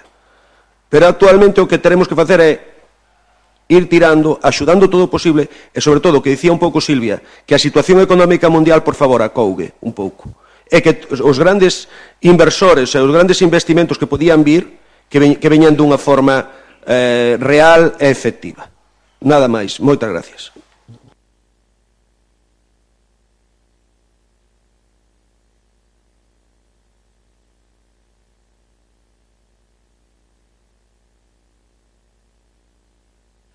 Procedemos a la votación. ¿Votos a favor? 8. En contra? 12.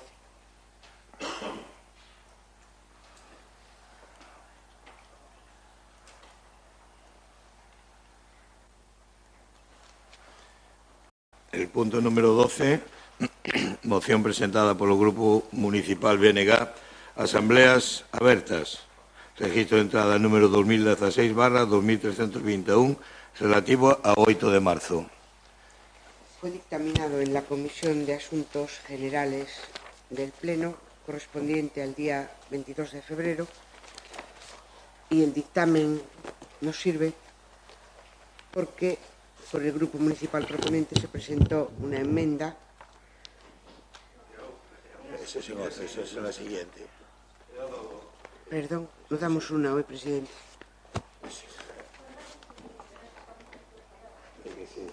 Así estáis atentos. Yo lo hago a propósito porque estáis atentos. Es que como es de mujeres las dos. Eso me lo decía un jefe a mí, se nota que estás atento. Y como son tantas. Sale cenita. Sí. 1. Instar ao Goberno da Xunta de Galiza a dar cumprimento ao artigo 37 da Lei do Traballo en igualdade das mulleres de Galiza e elaborar un plan galego de emprego feminino que incluya, entre outras medidas, axudas específicas para a creación de empresas femininas.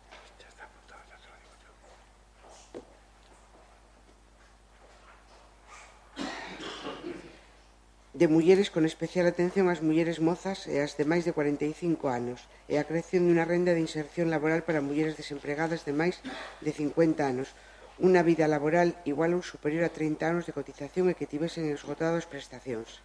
2. Instar ao Goberno da Xunta a elaborar un plan de corresponsabilidade que incluya actuacións para facilitar a conciliación da vida persoal e familiar conforme a legislación vixente.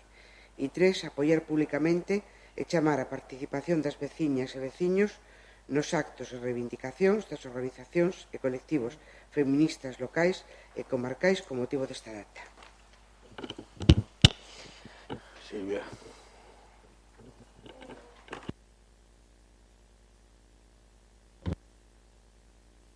Porque é breve e creo que con iso queda perfeitamente claro cales son logo os puntos de acordo, non? Van xa 159 anos dende que aquel 8 de marzo de 1857 un grupo de obreiras textís, hoxe que tanto falamos disto, saíse á rúa en Nova York para protestar polas súas condicións laborais. Hoxe en día, esta deriva reivindica e simboliza a loita incansável das mulleres do mundo na defensa dos seus dereitos laborais e a defensa da igualdade.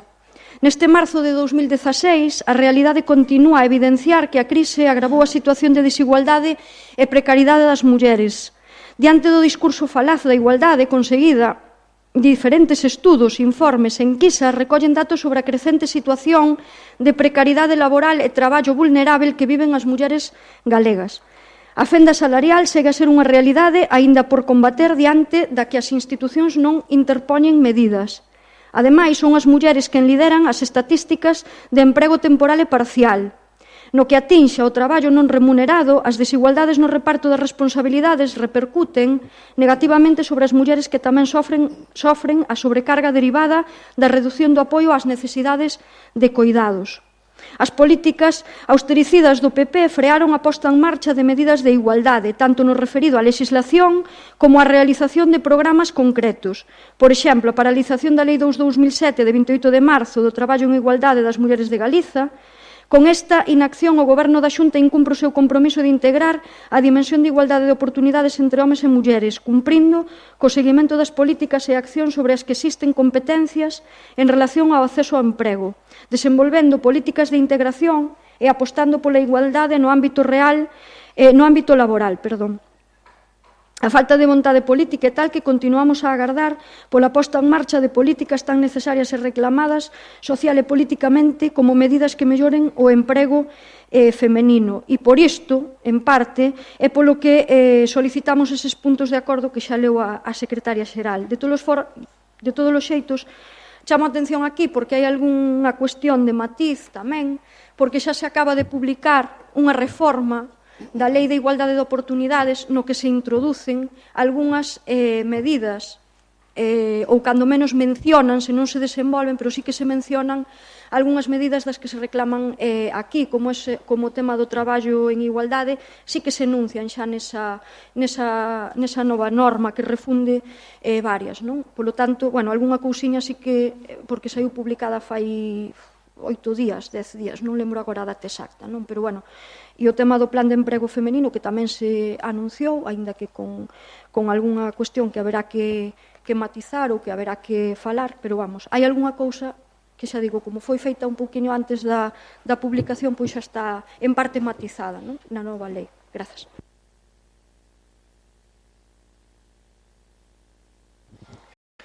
Nos imos apoiar esta moción dos compañeros do BNG, pero queríamos saber, por parte do concelleira responsable da área de muller, que iniciativas, que calendario de actividades hai previsto para conmemorar este día no noso Concello 8 de marzo. Gracias.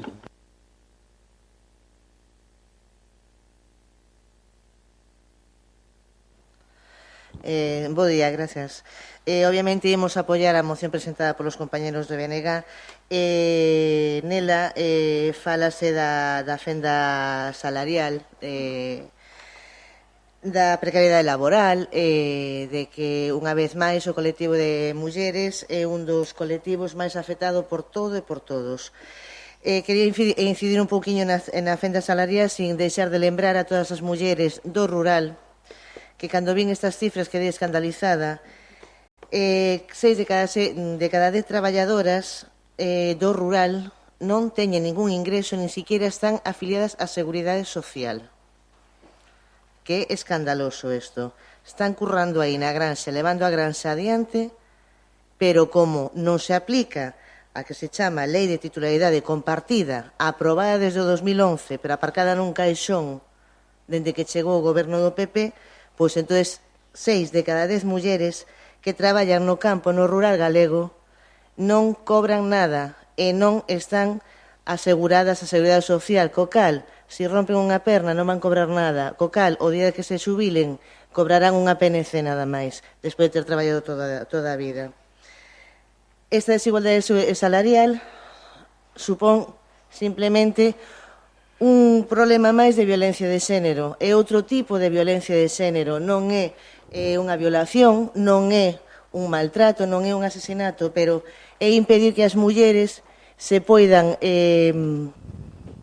responsabilizar da súa propia vida cuns ingresos dignos, cun traballo digno, decidir elas. É unha rémora máis do patriarcado que estamos sometidos e seguiremos sometidos a este paso bastante tempo. Calculan que en 70 anos igualarémonos máis ou menos ao salario que están cobrando os homes. Simplemente quero decir 2 datos máis e xa remato, que todo o que as mulleres galegas deixaron de percibir neste tempo está en 2.505 millóns de euros. E iso sin engadir todo aquilo que lle forramos ao Estado en cuidados ás persoas. Que esa é outra. E que se todos os traballadores deste país perderon poder adquisitivo, os homes están perdendo un 2,7% de poder adquisitivo, pero no caso das mulleres elevas hasta o 5,6%.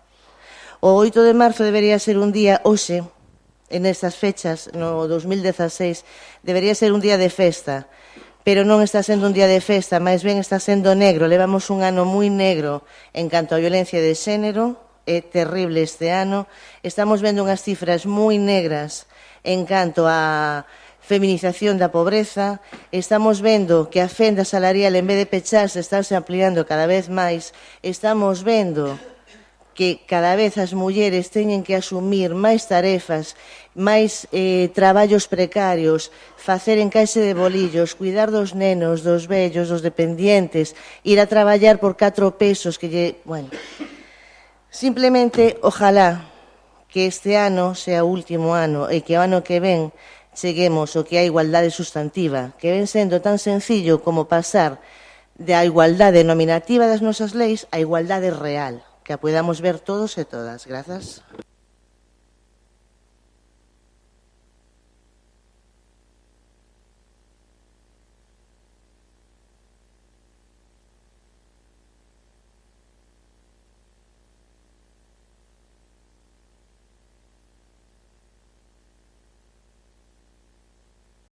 Agora, vale. Pois bos días a todos e a todas. O certo é que non está moi concreta a moción, porque sí que vades un pouco por diante, Silvia, estades a referirvos con datos de marzo de 2016, cando ainda estamos ubicados, estamos en febreiro, si non estou mal ubicada. E logo, pois, é certo que sí, que saliu o 17 de febreiro, pois, un decreto pois que refunde toda a normativa en relación á igualdade. Polo tanto, cando facía de referencia pois a Lei 2/2007, pois si queda un pouquiño por atrás.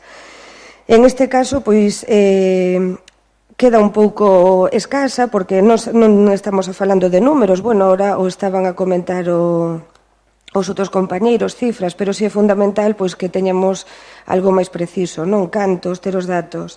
E logo, en canto ao punto número 3 de apoiar públicamente, chamar a participación dos veciños e veciñas, apoiar pois dende onde, non? Estar claro a que vos referides para levar a cabo tamén esta moción.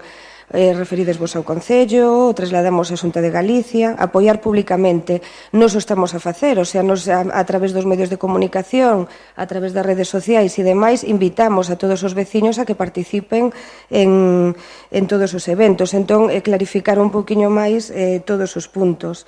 Logo, en canto ao Centro de Información e Atención á Muller, sí que estamos a traballar na línea de cara ao emprego, e logo tamén as subvencións de apoio ao Centro de Información á Muller, tanto pois dende a Secretaría Xeral de Igualdade como o Fondo Social Europeo están enfocados de cara a traballar en esta línea. De feito, pois tiveches a presencia tamén en algunha das reunións que tivemos ca Secretaría de Igualdade, na que temos que cubrir moi minuciosamente todos os datos están enfocados pois para a inserción laboral das mulleres. Entón, xa neste ano, pois estamos enfocando todos os datos para a inserción das mulleres. Nos estamos de acordo, porque todo o que sea mellora de cara a muller, vamos a apoiar a moción, pero sí que encontrei un pouco aí esas incongruencias e máis aclaración respecto á moción, nada máis. Sí, a ver, varias cuestións, o de apoiar públicamente, efectivamente, sí. Falas do tema do 8 de marzo, eu creo que preguntou, ademais, Charo, un pouco que estaba programado, que tampouco se aclarou, non? Anticipas un pouco a moción. Cando falas dos datos de marzo, efectivamente, a moción foi presentada en febreiro, os datos de marzo, desgraciadamente, non van a variar, porque os datos estatísticos son datos estatísticos que se dan cada trimestre ou cada semestre ou anualmente, e o que din eses datos é que o 20%, o 1 de marzo non vai a variar este dato. A muller cobra un 20% menos de salario anual que un home. Ese dato pois non se vai ver acurtado en unha semana. Que houbo, é certo, o dato concreto é un 20% menos anual por traballos en moitos casos idénticos, que serían 4.000 euros anuais, que é pois, un pastón, non? Por dicilo de algún xeito. Pero é que hai máis datos tamén que nos fan pois ponelos en riba da mesa e que tampouco van a modificarse. Esperemos que se poidan modificar ao mellor o ano que ven. Ou se nun ano fóramos capaces de facelo, pero creo que vai ser bastante complexo, non? É certo que nos últimos tempos, con motivo da crise económica, esa reducción aminorouse un pouquiño, non? Pero non foi por unha cuestión de que se aplicaran ben os plans de igualdade ou porque se mellorasen as condicións laborais da muller, senón porque o que se fixo coa crise foi baixar o salario dos homes, co cal aínda máis precariedade nas familias e máis problemas económicos, non? Quero dicir que é un dato pois a ter en conta tamén. E despois tamén outra cuestión, non? Por exemplo, o precio de hora, se poñemos o que cobra unha muller anualmente en prezo hora, serían 11,02 euros. Un home 13,36. Falo das mulleres e dos homes galegos, porque se xa comparamos os datos dunha muller galega cunha vasca, para que logo digan que non é importante ter poder político e que non é cuestión ideolóxica, verdade? E que non é cuestión de xestionar os teus propios recursos, como teñen unha política fiscal diferente, pois tamén fan políticas diferentes, non? Por exemplo, unha muller vasca cobraría ahora 15,27 euros. Podemos falar xa das pensións, etc. Non? Pero os datos son eses, están aí, ademais están dados polo propio Estado, non? E a min unha cousa a respecto que non meten na moción, porque, bueno, é certo que é así un pouco xenérica e non entro no concreto, pero hai unha cuestión moi importante. Por exemplo, e plantexo unha cousa aquí para poñer enriba da mesa e que se teña en conta. Hai unha queixa bastante recurrente nos cursos de formación do Concello que é que non tedes conciliación familiar. É dicir, que hai persoas que a veces teñen dificultades para ir aos cursos porque non teñen a posibilidade de conciliar cos seus fillos ou cos seus maiores ou fillas. Quero dicir que iso é unha cuestión que tedes que ter en conta e xa se vos comentou en varias ocasións polo visto. Entón, eu creo que esas cousas hai que poñelas en riba da mesa, por exemplo. Eso é unha aportación a esta moción. Por exemplo, logo as actividades que se desenvolvan o 8 de marzo, e xa que hoxe tamén estivamos falando, remato xa, de Rosalía, que é importante tamén é reivindicar a Rosalía non só como poeta, sino como muller que defendeu os dereitos das mulleres, os dereitos dos traballadores e das traballadoras, verdade? Porque ela xa sabía que nos estaban machacando, verdade? Non só a lingua moitas veces, coa importancia que iso ten tamén, pero xa que reivindicamos, tamén a podemos traer a esta moción, non? Pero, bueno, falábamos do Día de Rosalía. Podíamos falar das sufraxistas tamén.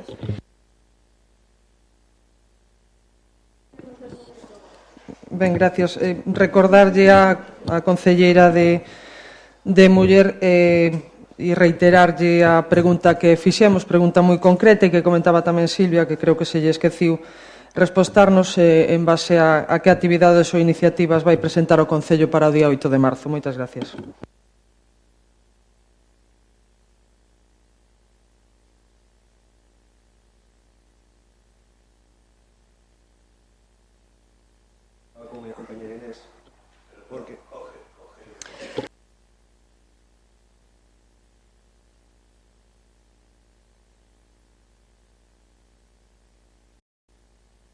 O vou aclarar un momentiño a túa resposta.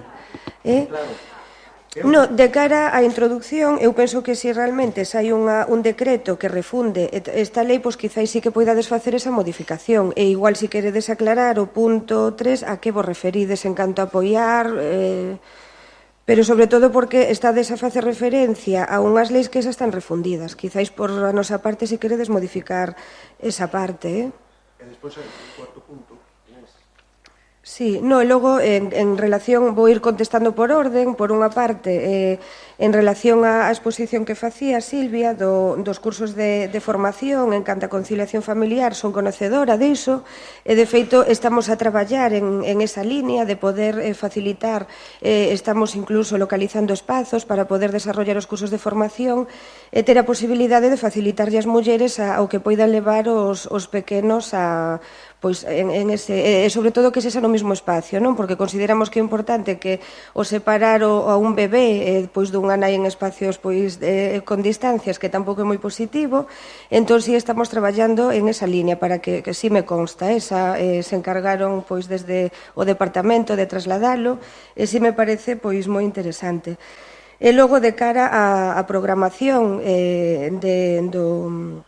do 8, é certo que o mesmo día non vamos a facer ningunha actividade, pero xa as iniciamos, porque foi onte que fixemos algunha saída a un museo, vamos a ter unha obra de teatro tamén en relación co xénero, ca igualdade, tamén vamos a traballar desde a atención infantil e primaria, desde o propio departamento, pois no traballo da igualdade, cos nenos e cas nenas, iso xa o estamos a facer, e vai relacionado con este tema. De todas as maneiras, temos xa o programa, debe estar publicado xa na web, témolo no tablón de anuncios, e aí podedes ver en detalle os días e as horas que se van a desenrolar. Vale. E logo, a maiores de todo isto, que era un pouco, bueno, que estaba falando co meu compañeiro, si vamos, xa se está a facer, pero se podería destacar máis de cara ao presuposto anual que destinamos a muller no Concello de Arteixo, que iso é fundamental. Internamente, si o temos, que si queredes a información non hai un problema en trasladala, pero si que no presuposto xeral non podemos identificalo, pois porque hai un modelo a seguir, pero internamente temos esos datos, pois para se os queredes coñecer, pero si traballamos en esa línea de ter un presuposto anual destinado á igualdade de xénero e á muller en concreto. Vale. E ora vos paso o meu compañeiro.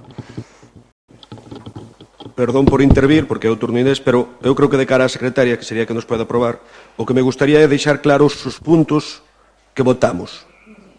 Nós queríamos facer unha redacción, incluir un punto, que era o que vos falaba a miña compañera Inés, que era instar ao Concello de Arteixo, instarnos a nós mesmos a elaborar un informe de impacto de xénero nos orzamentos municipais do Concello que permita analizar as actuacións que se van a desenvolver dende unha perspectiva de xénero, presentando especial atención á situación das mulleres e dos homes en relación cos programas de gasto. Poderíamos incluir nese mismo punto, se queres, e facilitar a conciliación familiar en todas as actividades formativas do Concello. É dicir, o que digo é, se nos quitamos o punto 1, que é o que falaba a miña compañeira, porque un pouco os acordos para María Esther, que cheguemos a un acordo na verbalización deses acordos, non? Sería quitar o punto 1 para introducir o que ti acabas de decir, co que eu estou de acordo, porque foi unha das solicitudes, ademais, que se fixeron aquí co gallo do 25 de novembro, non? Que a igualdade non era só un departamento estanco, sino que abarcaba moitas máis cousas, como facer tamén urbanismo, e mencionábamos precisamente o urbanismo e as obras. Sí, que sí, que sí. Pois iso. Entonces, sí, estou de acordo. Eliminamos o punto 1, sí. Vale? Señora secretaria. O 2, instar ao Goberno da Xunta a elaborar un plan de corresponsabilidade que actúe actuacións para facilitar a conciliación da vida personal e familiar conforme a legislación vigente. Estamos de acordo? Sí. O 3, apoiar públicamente e chamar a participación das veciñas e veciños aos actos e reivindicacións.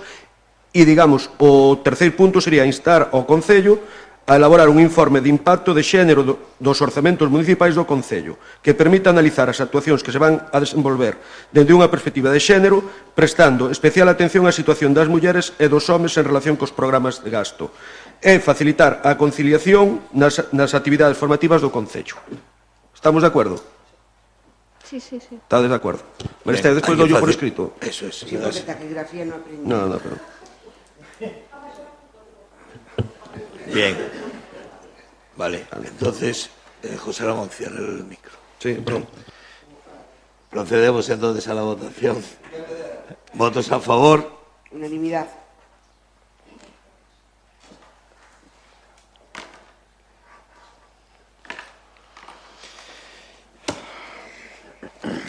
Estás.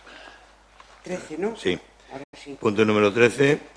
Moción presentada polo Grupo Municipal BNG, Asambleas Abertas, registro de entrada número 2016/2324, relativa a atención ás mulleres que abortan após 14 semanas de xestación. Como les dije antes, para non reiterarme, hai un dictamen que nos sirve porque hai unha propuesta de enmienda por el Grupo Municipal proponente. Entonces supongo que Vuelves, vale. Supongo que los demás estarán conformes porque es el grupo municipal proponente, aunque el dictamen varíe. Lo digo fundamentalmente por los grupos que votaron a favor. Sí. ¿Conformes con la enmienda?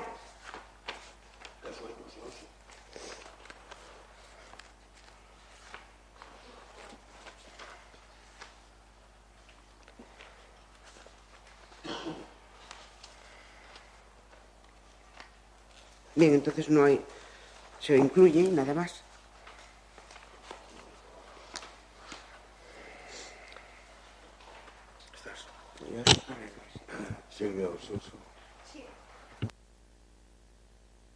Imos ver, agradezo que se tivasen en conta os cambios, paseinos logo con tempo, mas veñen dados por unha cuestión, porque o día que presentamos a moción acababa de sair, bueno, un pouco á luz pública todos estes casos que se estaban dando, en medio de todo isto, bueno, pois houbo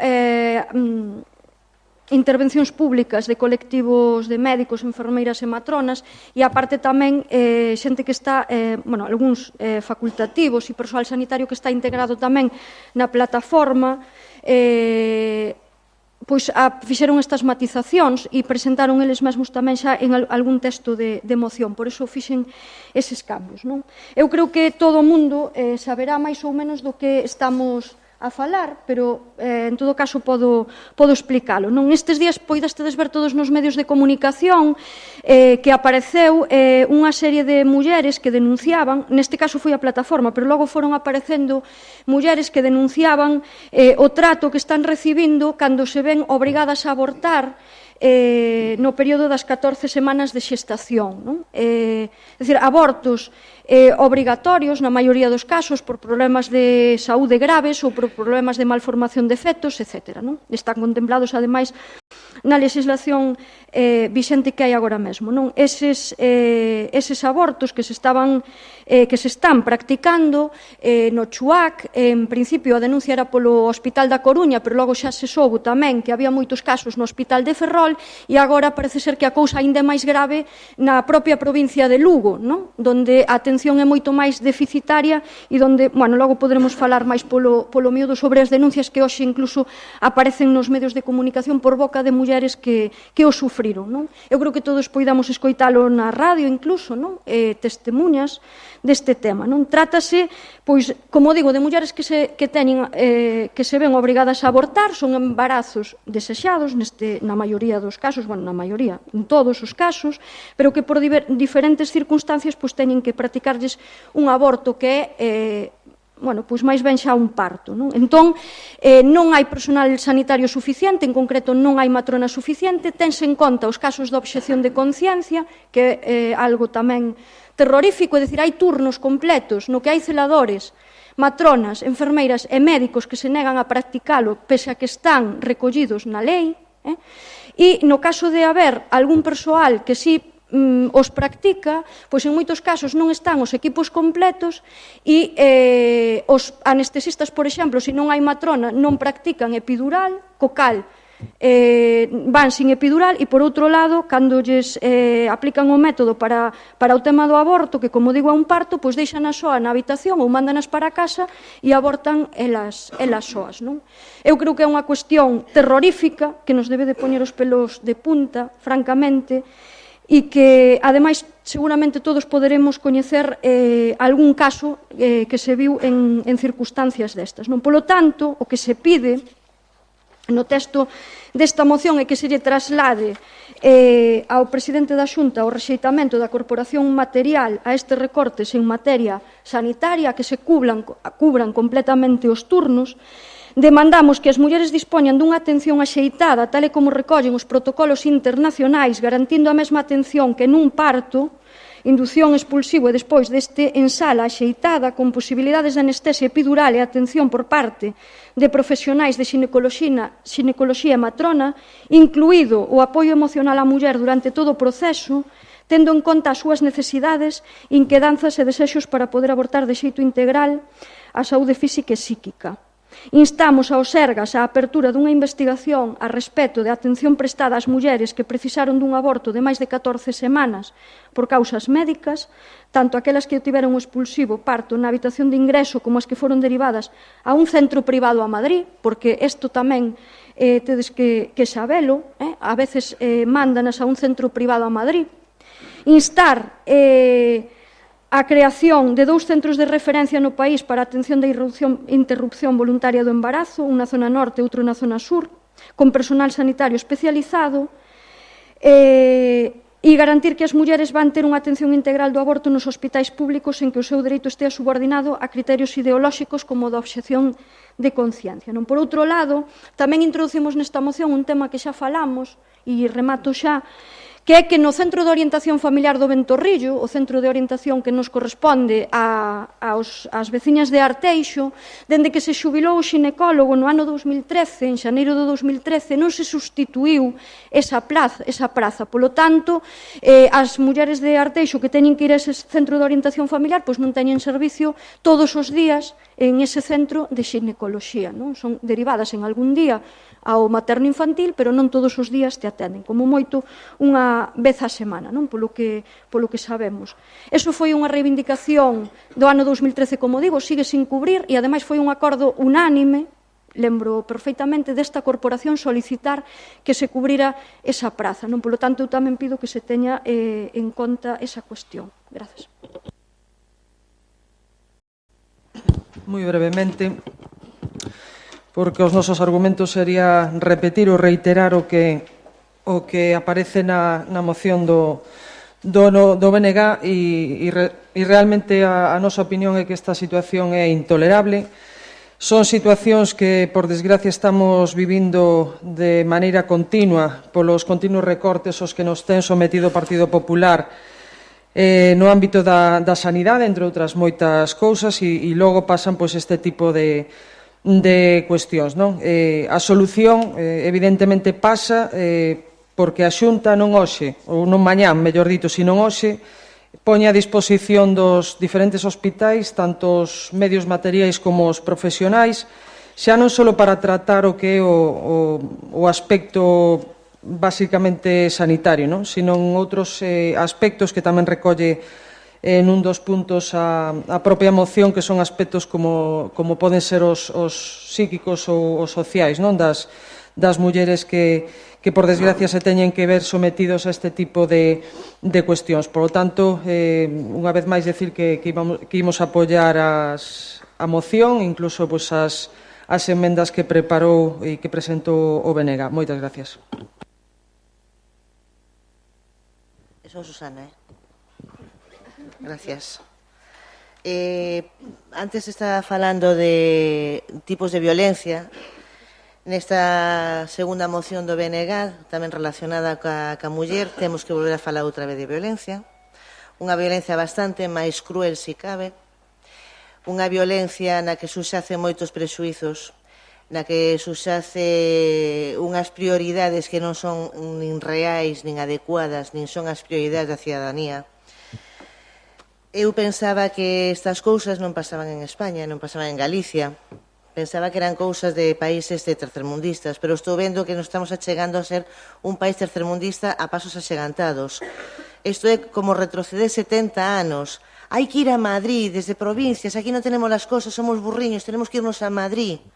A ver, temos unha sanidade pública que a pagamos todos, non é gratuita, cada vez menos gratuita, estamos pagando todos. Temos unha responsabilidade, temos unhas transferencias do Goberno Central a nosa autonomía en cuestión de sanidade. Temos os Sergas, que é o responsable de todos os sanatorios, hospitais, etcétera, médicos, todo o personal sanitario de Galicia.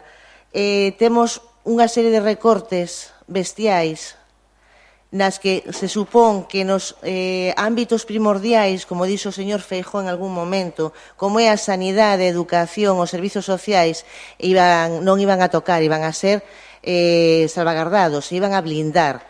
Estamos vendo que as mulleres teñen que parir de pé nun váter, con dores, porque os dores, esas dores non llas quita nadie. A medicación o que fai é provocar un parto, esas contraccións, eses sangrados, esas hemorraxas, eso o teñen que pasar solas, nunha habitación que non é adecuada, cando elas deberían estar cunha atención psicolóxica, cunha matrona que é a sanitaria especializada en este tipo de cuestións.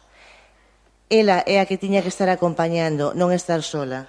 Simplemente decir que nós, obviamente, temos que apoiar esta moción.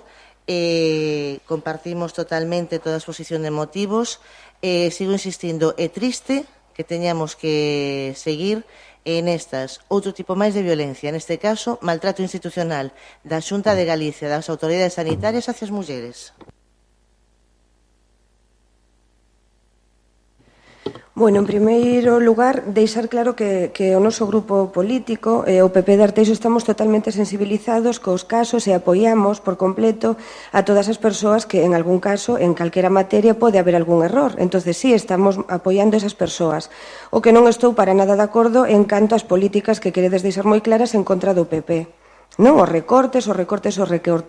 Non é o caso. Ir en contra das políticas do PP é o que queredes deixar moi encima da mesa, non é o caso. Estamos a falar de persoas, hai casos moi delicados, e en canto a sanidade, e se hai noticias públicas, de feito, hai un protocolo a seguir de cara a isto, e hai un equipo de facultativos, tanto de obstetricia como de psiconoloxía e de personal de enfermería e auxiliares, incluso e matronas, como ben dicíades puntualmente, que están a levar os casos. Eu son muller e defendo perfectamente e defendemos a garantía e a atención integral e de calidade ás mulleres, tanto física como emocional, é fundamental, pero non vamos a leválo tampouco a que unha muller vai a parir de pé, é certo, pois igual hasta é beneficioso para ela que este parindo de pé, e non en todos os casos, ademais, é beneficioso que se lle dé un epidural, dai que están os facultativos, hai un protocolo de intervención en estos casos. De todas maneiras, sí que quero deixar claro que nos apoiamos, sin duda, garantir a atención integral das mulleres, e que temos que avanzar, eso sin dúbida, pero non vamos a poñer encima da mesa as políticas do PP, non, o estamos apoiando. Nos, de feito, apoiamos a moción sempre e cando o punto 6 en este caso, pois, se elimine, porque entendemos que pode ir englobado no punto 2, onde dice que demandamos que as mulleres dispoñan dunha atención axeitada. Por que motivo? Porque tamén entendemos e defendemos a liberdade dos facultativos, en canto ao código ético. Entón, o punto 6 pode ter esa doble lectura, entón, quitando esa parte e deixando o punto 2, pois entendemos que si apostaríamos por esta moción.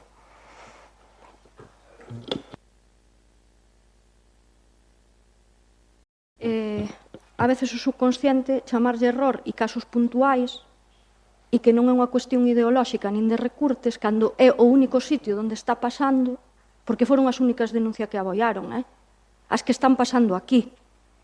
Entón, non é nin un erro, nin é puntual, porque estamos vendo que non é puntual, sino que se están dando moitísimos casos, cada vez están chamando máis e dando máis a súa testemunha, é dicir, non é algo puntual. É máis, é que a primeira reacción que tivo o presidente da Xunta, que é do PP, sí, vale, e foi que se derivaban a Madrid. Pero hoxe, por exemplo, ven a testemunha dunha muller de Lugo, en un medio de comunicación, donde di que lle dixeron que tiña que ir a Madrid, que non tiña posibilidade ninguna de facelo aquí, mandárona, tiña que ingresar ás 8 da mañán, tivo que coller un tren ou un autobús o día anterior, buscarse ela, pagar o desprazamento, dormir nun hotel e pagalo ela, e despois ingresar na clínica. E dixeronlle que cando viñera, que trouxera os tiques, que xa lle pagarían. Pero só lle pagaron 80 euros de todo o que tivo que gastar. E o que digo é, aquí hai unha priorización absoluta do privado sobre o público. Do privado sobre o público. Porque que é, senón, que non se queira sustituir unha praza de xinecólogo en un centro de orientación familiar? Que é, senón, un recurte. Un recurte, eso non é un erro, nin algo puntual. Cando se quere desmantelar o centro de orientación familiar do Ventorrillo, que asiste a 30 concellos da área sanitaria da Coruña, é recurtar. E é priorizar gasto na privada sobre a pública e sobre o dereito en igualdade. E iso é ideoloxía. Ideoloxía. E non o neguemos. E cando queren vostedes modificar a lei para que non se poida abortar e están poñendo impedimentos para que se faga, iso é ideolóxico, porque queren que teñan fillos. Xa decía moi ben Gallardón. E eu que tiña unha tía de 90 anos, dixo, este señor está loco. Cando querían que tiveses fillos sí ou sí, estivesen nas circunstancias que estivesen. É dicir, e foi a loita das mulleres as que fixo que ese señor, se tivese que ir para a súa casa, e se suavizase, pero ainda así cambiaron a lei. Eso é ideolóxico. E despois, home, cando estamos asistindo a que unha muller di que lle deron unha cuña para que fora a abortar a unha habitación e expulsase o feto nunha cuña das dos ouriños e que se lle pasaba algo que chamase, a min eso non me parece parir de pé, nin me parece unha práctica para parir, A min eso pareceme violencia de xénero, violencia contra as mulleres. Eso o que é? E se estamos en contra de que exista a violencia contra as mulleres, terémonos que opoñer a este tipo de políticas, sexa quen as decide. Porque eu, se chega a ser un compañeiro meu do bloque, o presidente da Xunta, vou ali e montolle un circo, e pido que o imputen. que o imputen judicialmente, porque eu creo que se ten que abrir unha investigación e que caian os responsables e que se poñan diante da xustiza, que se poñan diante da xustiza. Isto é maltrato, é degenerado, só pode ser na mente de algún degenerado que se permitan este tipo de cousas, francamente, porque senón é que estamos locos todos. Porque a verdade é que oír a esas persoas que logo non teñen nin siquera un mínimo apoio psicolóxico, cando en realidade están pasando por un proceso moi traumático, negarlles que teñan atención, paréceme que non ten ningún tipo de xustificación. Grazas. E o da conciencia, non vou aceptar o tema da obxección de conciencia porque son unha firme defensora. Quen está na sanidade pública ten que acatar as leis. A mí mandanme poñer o cinturón de seguridade no coche e din que é polo meu ben. Verdade? E mandanme cumplir unha serie de normas coas que moitas veces tampouco estou de acordo e teño as que cumplir porque senón pois multaránme ou denunciaránme, etc. E hai moitas que non estou de acordo, pero teño que cumplilas. E quen está na sanidade pública non pode ser obxector de conciencia. O primeiro son os dereitos e son as mulleres e despois a súa obxección de conciencia. Eso queda no seu ámbito privado. Grazas.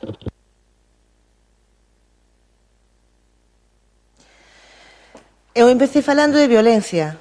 Na anterior moción dixen que agora teño que seguir a falar de violencia outra vez. Violencia institucional.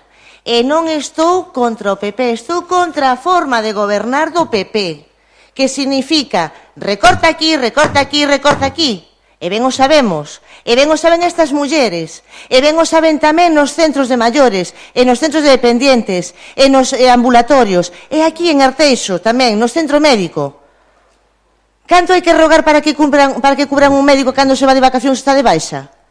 É normal que, estando como estamos, na comarca da Coruña, que a poboación que temos, que o Ventorrillo que tiña que atender a 30 concellos. 30, Pero que estamos? Dixen antes que nos anos, que hai 70 anos.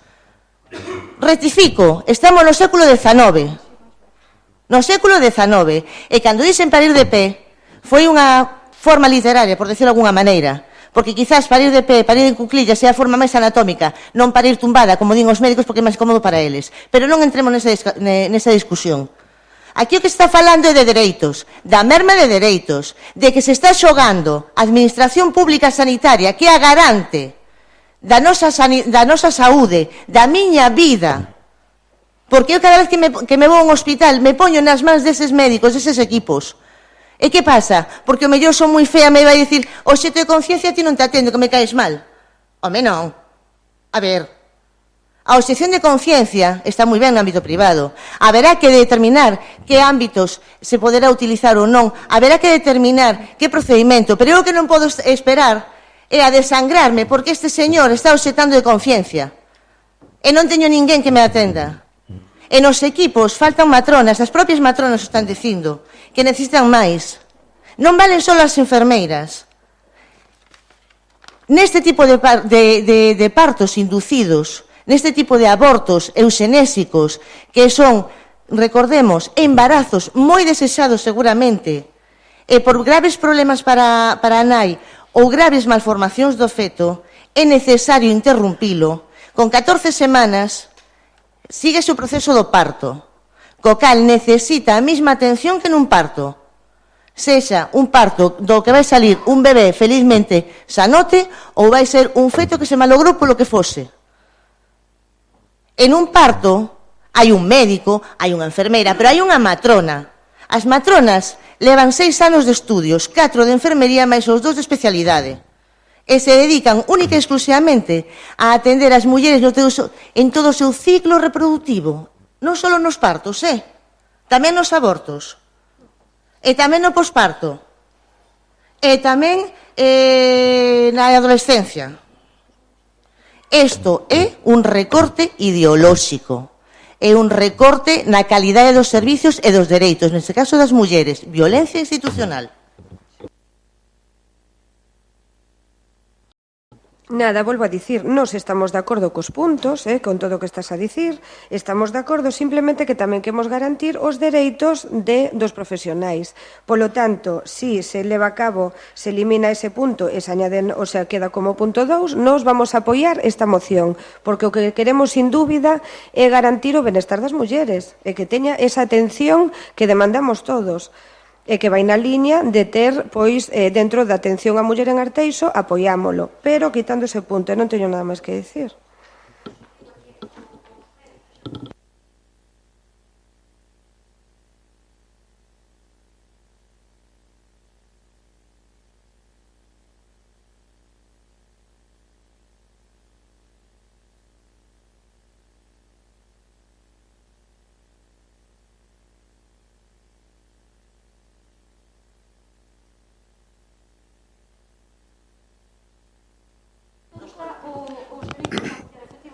Vale. E dos profesionais e do código ético, Silvia.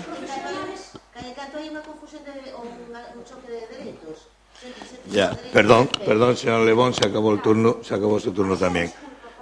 Vamos, procedemos a la votación. ¿Votos a favor?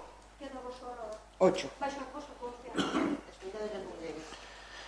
¿Votos en contra? 12.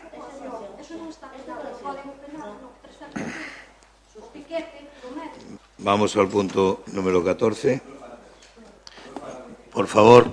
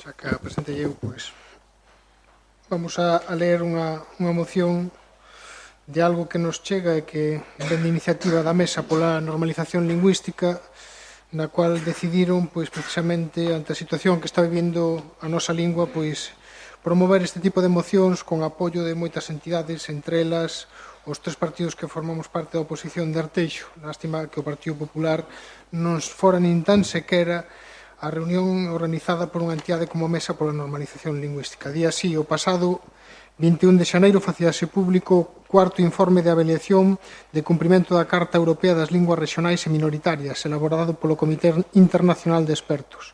Ao tempo e baseadas neste informe, facíanse públicas as recomendacións do Comité de Ministros e do Consello de Europa ao Estado español. Nestas recomendacións, o Comité de Expertos e o Comité de Ministros sinalan os aspectos que compre corrixir para o cumprimento efectivo das garantías que o Estado español e a propia Xunta de Galicia se comprometeron a cumprir ao ratificar a Carta en 2001.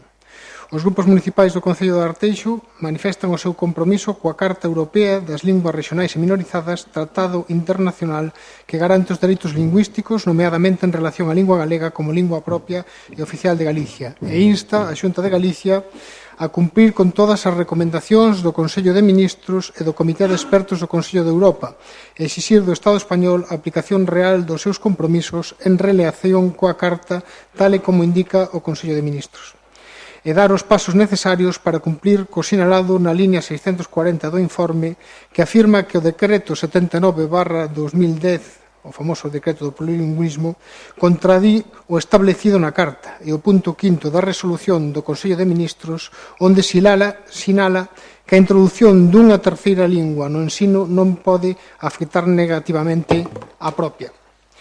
Elaborar de maneira amplia e consensuada un novo decreto para o uso do galego no ensino que atenda aos principios de normalización lingüística e acorde co sinalado na Carta Europea. que mentres non se elabora o novo decreto modifique o actual derogando os artigos que poñen límites ao uso de galego nas aulas como as porcentaxes máximas de materias a impartir en galego nos centros e a prohibición de impartir na nosa lingua as materias científico-técnicas ou matemáticas e garantir unha oferta amplia de liñas de ensino infantil en galego en todas as vilas e as cidades. Volvo a repetir, é unha moción que presenta a Mesa da Normalización Lingüística preocupada porque por primeira vez probablemente no período democrático empeza a haber unha involución radical con relación ao idioma galego. Se non somos nós os que temos esta grandeza de poder usar e ter e compartir unha lingua propia, con todos os beneficios que incluso académicamente dá esta opción, non? Incluso hai estudios, outro día salía un informe europeo que decía que precisamente eran as comunidades, nacionalidades españolas dentro do Estado español que teñen lingua propia as que mellores facilidades tiñan para estudiar idiomas estranxeiros, porque é algo que nos fortalece precisamente tamén para o estudio deste tipo de cuestións, ademais, evidentemente, de outras cuestións que deberían de pensar a todo o mundo, que é a defensa precisamente do noso e a potenciación do noso, que precisamente o que nos fai como sociedade e como país, nada máis.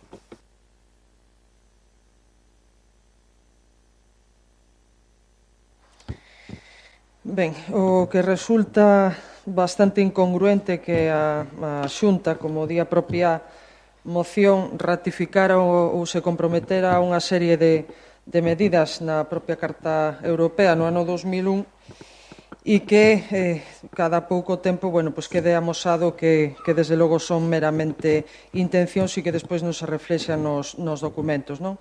Realmente dá máis credibilidade este cuarto informe de avaliación do cumprimento da Carta Europea cando realmente recolle todos os incumprimentos que a propia Mesa pola Normalización Lingüística lle trasladou ao Comité de Expertos, non? E que están recollidos un por un precisamente neste informe. E, basicamente fala de incumprimento sobre todo en tres ámbitos, non? No ámbito educativo, que quizás é onde máis intención fai esta moción, pero realmente despois lendo, daste conta que hai realmente carencias tamén no ámbito xudicial e sanitario. Creo que é bo tamén recordar que o tan vendido decreto do plurilingüismo, non? Do señor Feijóo, ten varias, foi obxecto de varias sentencias xudiciais que derogaron moitos dos seus aspectos, non? E tamén ter en conta que institucións como a Real Academia Galega e o propio Consello da Cultura Galega criticaron e incluso criticaron de maneira contundente e ademais iniciaron procesos para cambiar ou derogar moitos dos aspectos que recolle este decreto. Pola nosa parte, evidentemente, como é unha moción conxunta dos tres grupos da oposición, evidentemente imos a seguir apoiando, claro. Imos ver, mencionaba antes tamén o de Rosalía, hoxe ven moi a conto, aparte pola moción, polo do 24 de marzo, e porque ademais como país teñamos a unha muller como referente, tamén é cando menos significativo, identifícanos, non, como pobo. Pero tamén ven a propósito disto, porque ela tamén foi unha defensora da súa lingua materna, non? Eu creo que calquera que saia á rúa e escoite falar a xente, dase de conta de que a situación para o galego é, dramática. Ia dicir moi complicada, pero eu creo que é dramática, non? E eu creo que calquera que escoite falar os rapaces e as rapazas, percibe clarísimamente iso, porque xa prácticamente non o falan. Eu, por exemplo, moitas veces incluso me sorprendo eu a min mesma que estou en un sitio, escoito a alguén falar galego a un cativo pequeno, eu miro como se fora un bicho raro, quero dicir, e pásame a veces, é dicir, porque non o vemos habitualmente. Xa, non? Moito menos nas cidades e nas vilas medias como Arteixo, non? Afortunadamente, aínda se mantén en moitos espazos, e xa non digamos os adolescentes, non? A xente adolescente. Eu, francamente, creo que se non se toman medidas contundentes, non? De dinamización da lingua, de promoción, e non de ataque sistemático, e que ademais xa non se fai nin de xeito sutil, nin suave, nin nada, non? Eu creo que cando facemos afirmacións como para que non sirve o galego, por exemplo, pois nada, para comunicarnos con millóns de persoas, como o resto das linguas, non?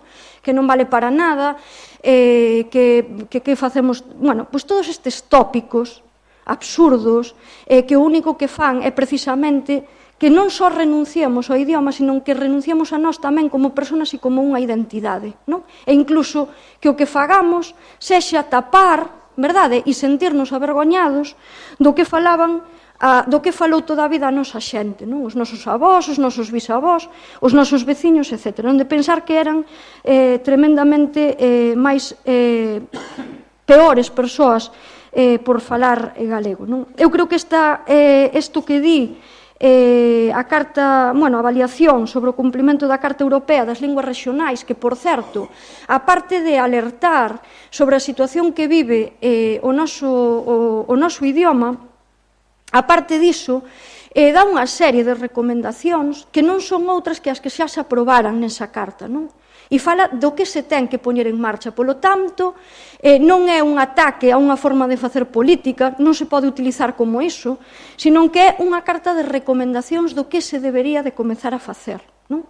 Eu, nese sentido, fálase de enmendar o marco normativo vixente, de implementar medidas legais e prácticas para que, por exemplo, no Poder Judicial se teña como unha lingua habitual, bueno, pois de implementar medidas legais e prácticas dirixidas a asegurar a presencia axeitada das linguas cooficiais na administración estatal, do tema do ensino. E faise mención, por certo, porque na carta que remitiu, no informe que remitiu a Real Academia Galega, falaba sobre o tema do decreto do ensino, non? Daquel tan denostado decreto do ensino, que o que decía era que fora o 50-50. Non, era iso. Pero naquel momento confundiuse moitísimo a opinión pública, moi influenciable tamén, porque aí poderíamos falar de moitas contribucións apoiando determinadas cousas e tal. O que pretendía era precisamente a recuperación e non a imposición de nada. Non a imposición de nada. Eu creo que, falando de términos, a imposición dase no momento, por exemplo, en que ti eres incapaz de atopar hoxe, abres o xornal, ou colles o xornal e ves a carteleira de cine e non eres capaz de atopar ningunha soa película que este subtitulada en galego. Eu non podo ir ao cine a ver unha película en galego, por exemplo, si quero. Cando encendes a televisión, a maioría do que ves é todo en tal. Entón, eu, nas aplicacións de móviles, incluso, non? Todo está prácticamente tal. Entón, eu creo que, efectivamente, todo o que se di neste informe nos debería de facer reflexionar, pero máis alá do que diga este informe, creo que a situación social que vivimos a diario e o que escoitamos xa nos debería de ter alertado moito antes de ver este informe, non? Grazas. Bueno, donde a Mesa de Normalización Lingüística ve un problema, eu vexo un agradecemento, porque o famoso punto quinto, e volvo a redaccións que empezamos o texto, cando empezamos o pleno esta mañá, non? Eu teño diante o punto quinto, que é o punto famoso da discordia, que é o gran gurú que temos aí. E o punto quinto di que, por favor, continúen a garantir que a oferta de educación trilingüe non afecte negativamente a protección e promoción das linguas regionais ou minoritarias. Continúen a garantir. Logo, está garantíndose. Logo, cal é o problema? Ou é que queremos facer outra lectura deste texto? Eu, a veces, de verdad, creo que as palabras son precisas. Creo que, non sei se teño algún erro na traducción do galego, porque isto imagino que estará feito en inglés ou en francés, en inglés, non sei se hai un termo, eu teño texto en galego, e o texto en galego di: continúen a garantir que a oferta de educación trilingüe non afecte negativamente a protección e promoción das linguas regionais ou minoritarias. Logo, xa está garantindo. Logo, cal é o problema? Ergo, non o entendo. Eu entendo, eu digo claramente, é dicir, entendo ben que desde a visión do Bloque, un partido nacionalista galego, donde para el o galego é a única lingua de Galicia, Sí, eu entendo. Non o entendo noutros grupos políticos, que falamos dunha cooficialidade de 2 idiomas, que falamos do transverso. Entón, eu o que digo é, se queremos utilizar a lingua como unha arma, é legítimo, está no dereito. Pero penso que en Galicia non existe conflito lingüístico. Creo que o conflito lingüístico, proba delo, é que a lei famosa, que tantas veces dixeron que foi rebatida, que foi 8 veces rexeitada ao Tribunal Superior de Xusticia, que se solucionou, pero é que o recurso presentado pola Real Academia Galega non foi amparado no Constitucional, e xa se modificaron, dicir que é unha lei perfectamente válida, pois foi no programa electoral dun partido que tuvo maioría absoluta na sociedade. E foi unhas demandas, precisamente. A xente, recordemos, co anterior bipartito, cando un dos puntos precisamente non querían esa inmersión lingüística que hai noutras comunidades autónomas como é Cataluña, donde sí hai un conflicto, xerado políticamente. Ese é o problema, a utilización da lingua como conflicto. E para nós non o hai. E é polo que non podemos prestar o apoio a esta moción. Moitas gracias.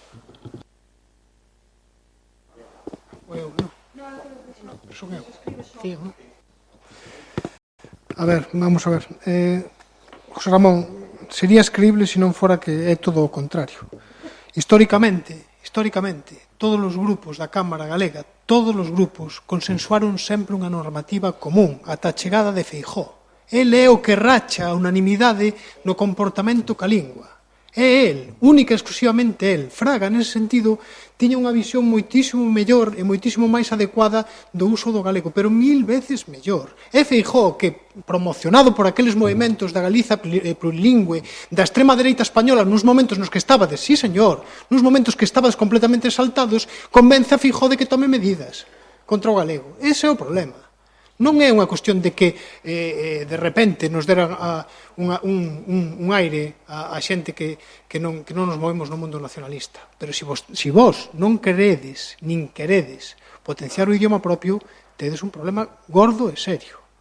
Gordo e serio, porque non saber que o trato hacia o galego, ou por decirlo así, o trato positivo hacia o galego é necesario para promocionar a nosa lingua, sobre todo na situación de inferioridade que se move na rúa.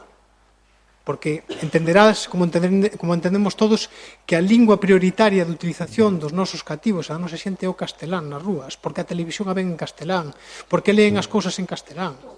Entonces non teñen competitividade para falar galego. Mira, vouche poñer un caso. Os meus nenos, cando antes de ir á escuela, falaban en galego na casa. Chegaron á escuela e aos 2 meses xa non falaban ningún deles. É así, é unha situación que é de inferioridade, e se non sabemos eso dentro das administracións e loitamos polo noso, non para que non falen castelán, que o van a falar igual, sino para que tamén falen galego, para que saiban galego, e para que tamén teñan máis facilidades para aprender outros idiomas, e que non somos nin sequera inteligentes. Que é o máis grave de todo, porque a potenciación, precisamente, do idioma propio, mezclado co idioma do noso Estado, fai máis factible que os nenos aprendan inglés, francés, alemán ou chino.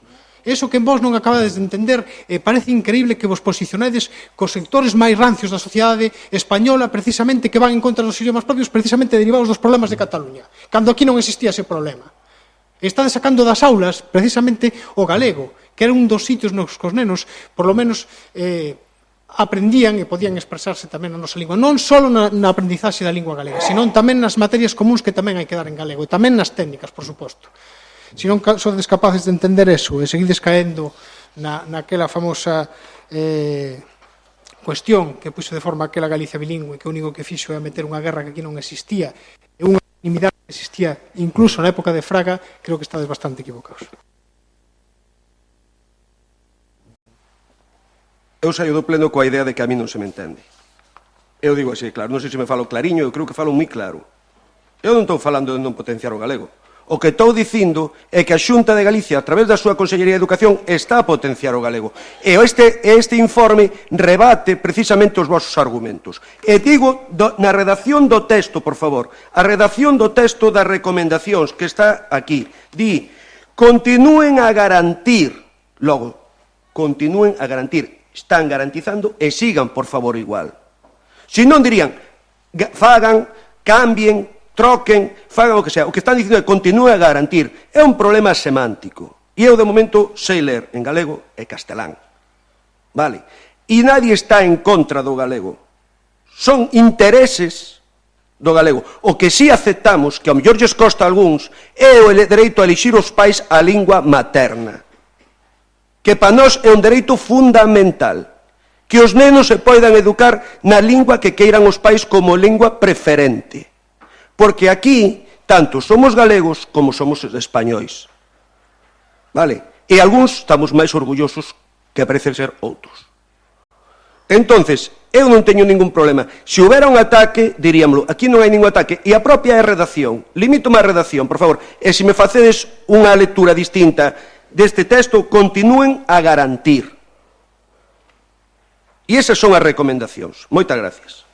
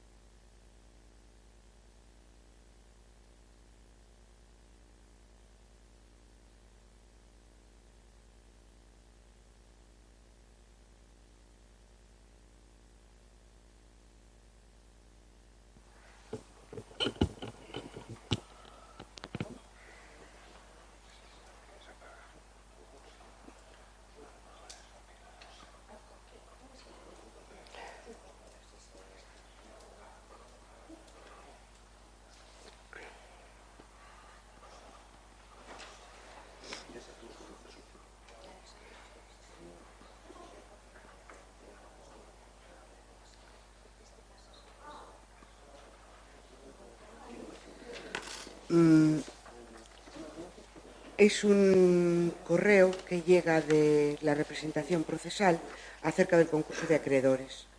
Entonces, bueno, no hay que adoptar ningún acuerdo, simplemente registrarlo de entrada. Sí quiero poner en conocimiento una incidencia que tuve, que después vinieron los informáticos a solventarla. No sé qué pasó. Cuando mandé al personal de secretaría a bajar a registrarlo, Romina no podía porque no sabía de qué juzgado era. ¿De qué juzgado era? Porque la impresión que hizo mi ordenador salió, como ven, bueno, me asusté un poquito.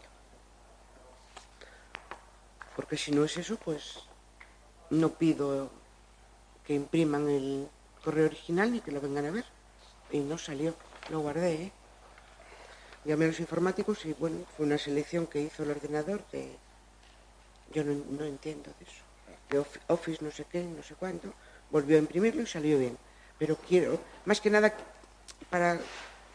A veces se dan ciertas suspicacias, ¿no? Y, bueno, pues para que no las haya, bueno, creo que conmigo no las manifiestan nunca, pero pasó eso. Entonces, bueno, tal y como ven, es el... Tiene una nota Pablo por detrás, que se les imprimió también, para que vieran lo que me pone en ese sentido, ¿no? Porque hay un plazo de 5 días para que se presenten los textos definitivos. La alcaldía accidental entendió que era un asunto de relevancia, ordenó que se les metiera en los buzones. Como era para quedar enterados, no les llamé por teléfono, porque simplemente creo que quedan informados, ¿no? Entonces se aprueba la urgencia por unanimidad de los miembros presentes. Gracias.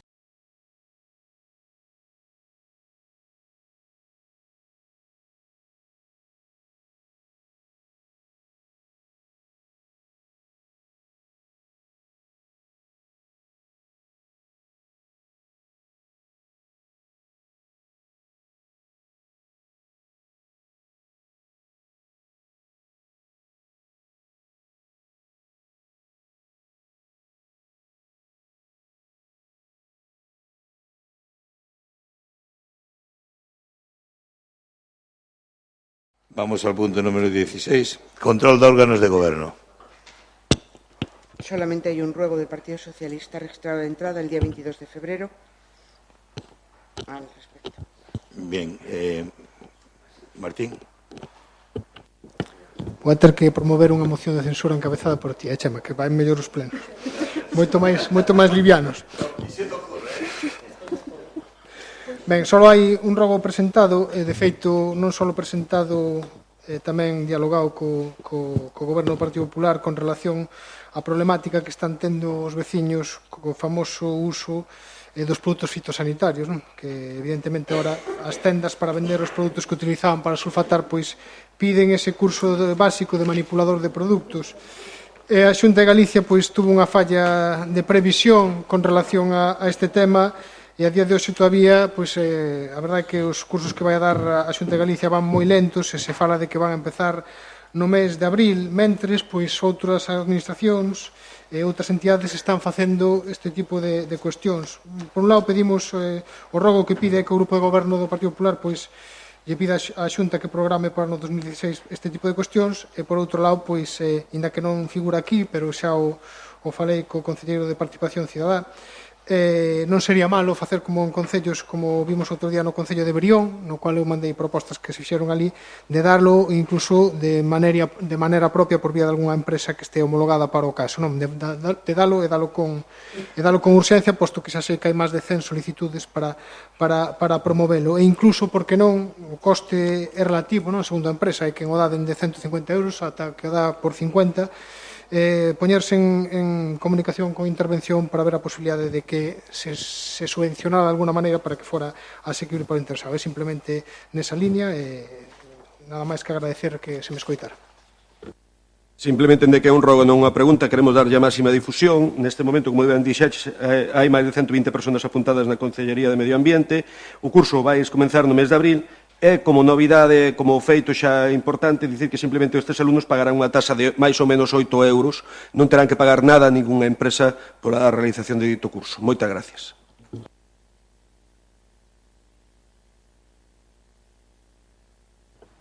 Vale, bueno, pues muchas gracias a todos y levantamos la sesión.